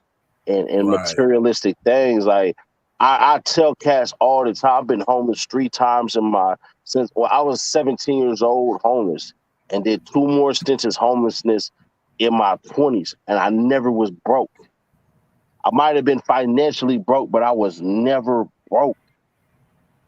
You know what I'm saying? What they say, I was broke, but I wasn't broken. Like I knew. I got out of my last $4. I got two $2 bills. It's 6 now since I found a $2 bill. I had 2 $2 bills. I said, no matter how bad it gets, I would never spend these goddamn $4. And I didn't until this day. It's sitting right there in the little what is it called? Sunglasses compartment. Right there Right. to this day, still sitting there. Hey, watch this. Now, a lot of niggas don't understand saving money is an art, nigga. Hustling is just part of the shit. Everybody can hustle, but everybody can't save no money, nigga. You got temptations all day, every day. You got shit gonna try to trick you into not feeding your stash or whatever you want to call it, man. Saving Biggest money one is food. It's an art to that shit, my nigga, for real. Biggest one is food. The biggest waste that anybody who want to get rich do is we waste 40% of our income on fast food. Hell yeah. Then they came out with this DoorDash shit. Man, DoorDash you don't think it's Jordans and shit like that? Shit, you spend way more than that. Don't forget a Jordan, a one-time thing. You doing that shit, that food. When you go back, you buy them Jordans, Trigger. Before you bought them Jordans, you had to eat. And after you bought the motherfuckers, you had to eat. And when you wake up tomorrow, and every day you put the motherfuckers on or don't wear them, you still got to eat. No, I'm going to tell you why. Jordans, you can resell Jordans. Keep your Jordans clean. That's all I got there is Jordans. You saving like the 19s that all these cats been seeing me rock. I done had these 19s for 4 years. I had these goddamn 19s for 4 years. I done own more pairs of Air Force Ones than I had I got a pair of Jordans right now, the 13s right now. I'm gonna still constantly keep them clean because in the next 5 years I could sell and they're probably gonna be worth like $500. We literally have made Jordans the ability to resell. Yeah. Yep. You know what I'm saying? So if you a black man, he can make a remake. He can make a remake shoe or something, and people still want the first when the first brand that came out the original brand. I see it all the time. Yeah, facts. Now they right to help all that shit come into play, but like a lot of that shit, you have niggas that don't wear Jordans, wear none of that shit, man. They life still be great. It's like whatever you put value on. Some niggas feel like they look good, or women, they feel like they look good in certain shit. So I feel like, hey man, buy what you like. If you work for it or you can afford it, get it. But shit, don't let that shit override stopping your success. Looking good shouldn't stop your motherfucking goals. If you gotta look good all the time and be broke, you tripping. I'm sorry. Grown man talking. If you look good in the motherfucker, you always broke, nigga. You always fly in the club looking like you the man, tricking all the bitches, or bitch, you tricking all the niggas, looking like $1 million ain't got shit. You tripping. Y'all bad for the game, man. Get off the gas, please. They bad for the game, man. But I just enjoy talking to y'all, but shit, I gotta bounce. I gotta be up. I'm finna shut down in just a second myself. Goddamn me, I don't got too high. Goddamn. Appreciate y'all. Already, big on. Already. Salute to you, Sid. Hey, check this out, man. So Wavy say you got some Nikes with red bottoms. We ain't got them. Nah, I ain't seen that. Oh shit. That nigga say some Nikes with the red bottom. That's fly shit. Well, I got some red bottoms on mine, goddamn. I got them blue shoes. I got some red bottle. Goddamn me, they my Hermes Vapors, all white. Goddamn me. Big Rose said to be continued, man. Yeah, man. Really, it had everything to do with the They got the damn topic. We just went to a different pro. No, King guy, you. they don't understand the gang shit is part of identity crisis too, man. They ain't get that. I'll break it down to them on the next show. The King guy still there? Yeah. Oh, okay. Yeah, I'm here. Okay, I just making sure you was still. What you think about the live tonight, man? Really, the live was good, man. I love the live tonight, man. There's some real talk going on up Man, here, I man. appreciate every live you do, man. No, for shit, so I'm about to go back and watch it, man. I missed like it was some real dialogue going on up here, man. I salute Said it and Nash for popping up on this boy tonight, man. Absolutely. I appreciate you coming up here and dialoguing, man. The nigga even stayed down there he stayed the whole show too, goddamn. Already. Shit, said it Nash did right there, man. Yeah, that's respect. That nigga stayed the whole show. He usually dip in and dip out on me, man. He stayed the whole goddamn me show. So that's what's up, man. I appreciate that, man. I appreciate the real ones coming through here who want to be on the content when you talking about something real that they can relate to. Jet Fly cussing y'all out, man. Who is? Jet Fly cuss y'all out. Jet Fly leaks the real or something. You mad? He's just mad. Say who the fuck put me in time out? I'm about to shut this function down, nigga. The nigga say about to shut this bitch down, y'all put him in time out. Everybody gotta go. So I gotta go. I just say he about to shut the function down, man, boy. These niggas character, man. Anything y'all want to say before we shut this down, bro? No, I'm good, shit. I'm good, man. No, Kimbo said it right before you came on. We know the situation with us. We know the division. We know the strategy. We gotta have a collective movement, collective idea and understanding if we want to say we have a culture that we could fall on. That's all I would say.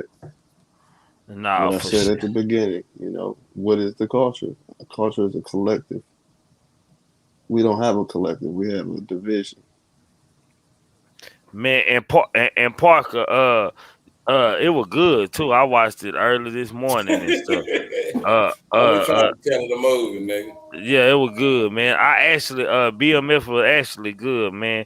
I'm digging it right now, man. I kind of dig the show right now, man. So I salute to them, man, for the show right now, man. Way better, it's better than Raising Canaan right now. Man, closing out the show, man, I just want to salute to my mods out there, man, for keeping it positive and doing your job and dropping everybody links out there, man. To anyone new over here, man, y'all can catch us Monday through Thursday nights, 10 to 1 a.m. I don't know what we're going to talk about tomorrow, man, but we're going to talk about something, man. This Monday, man. I don't know. We're going to chill depending on what the panel feel like, man. Man, y'all know what it is. Thinking cultivates the mind, opening new roads to highways across the world. Without thought, you can't accomplish anything or become anyone in life. Never make an excuse. Excuses are tools used by incompetent, and I do mean incompetent individuals to build monuments or nothing. Therefore, you are nothing. Dirtbag nothing. Poo cheese nothing. Keep a clear mind. Keep your eyes open. Pay attention to everything and everyone, including us. Know the limitations to your body and unintentional grasp of people or things before you start dreaming. After one day, your mind will come a self-centered thought of many negative things and many negative thoughts, man. Salute to the green team out there. Salute to the motherfucking meat gang out there. Salute to the guests, man. Y'all make sure y'all subscribe to Kimbo Greedy, King Guys, and Pooh Black, man. Y'all do that, man, for your boy, man. It's been fun. It's been great. If you're a cartoon character in the beginning, you need to be a cartoon character in the end, because how you start is how you gonna finish. Keep on pushing, and we out, Jack. Gang. You would hurry up, cause my son and my nephew gonna murder something. Gang. Say, man, I don't give a fuck about the feds, DEA, ATF, task force. And y'all, Duke ain't working done over here, man. I asked Duke to come up here because I needed to get an understanding of him, man. So whatever he talking about, he free to talk about over here. Let y'all get this stuff out here, cause I don't want to have to start blocking people from the Hey, you follow Pooh Black. You follow Pooh Black. You follow Pooh Black. No, this shit show me.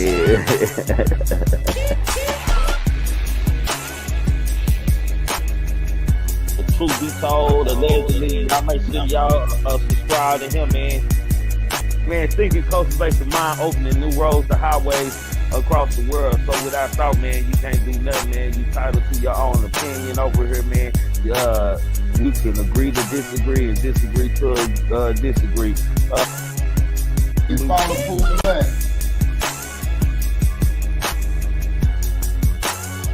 Out for shit show. AKA all the way mate. Y'all know what I call it. Y'all know what she is. AKA all the way mate with me. Who is all the way mate? Show. Grab some popcorn. You know what I'm saying? No, for shit show, man. You get what I'm saying? You get what I'm saying? I'm just saying though, man. Enjoy life. Fuck your man. Look.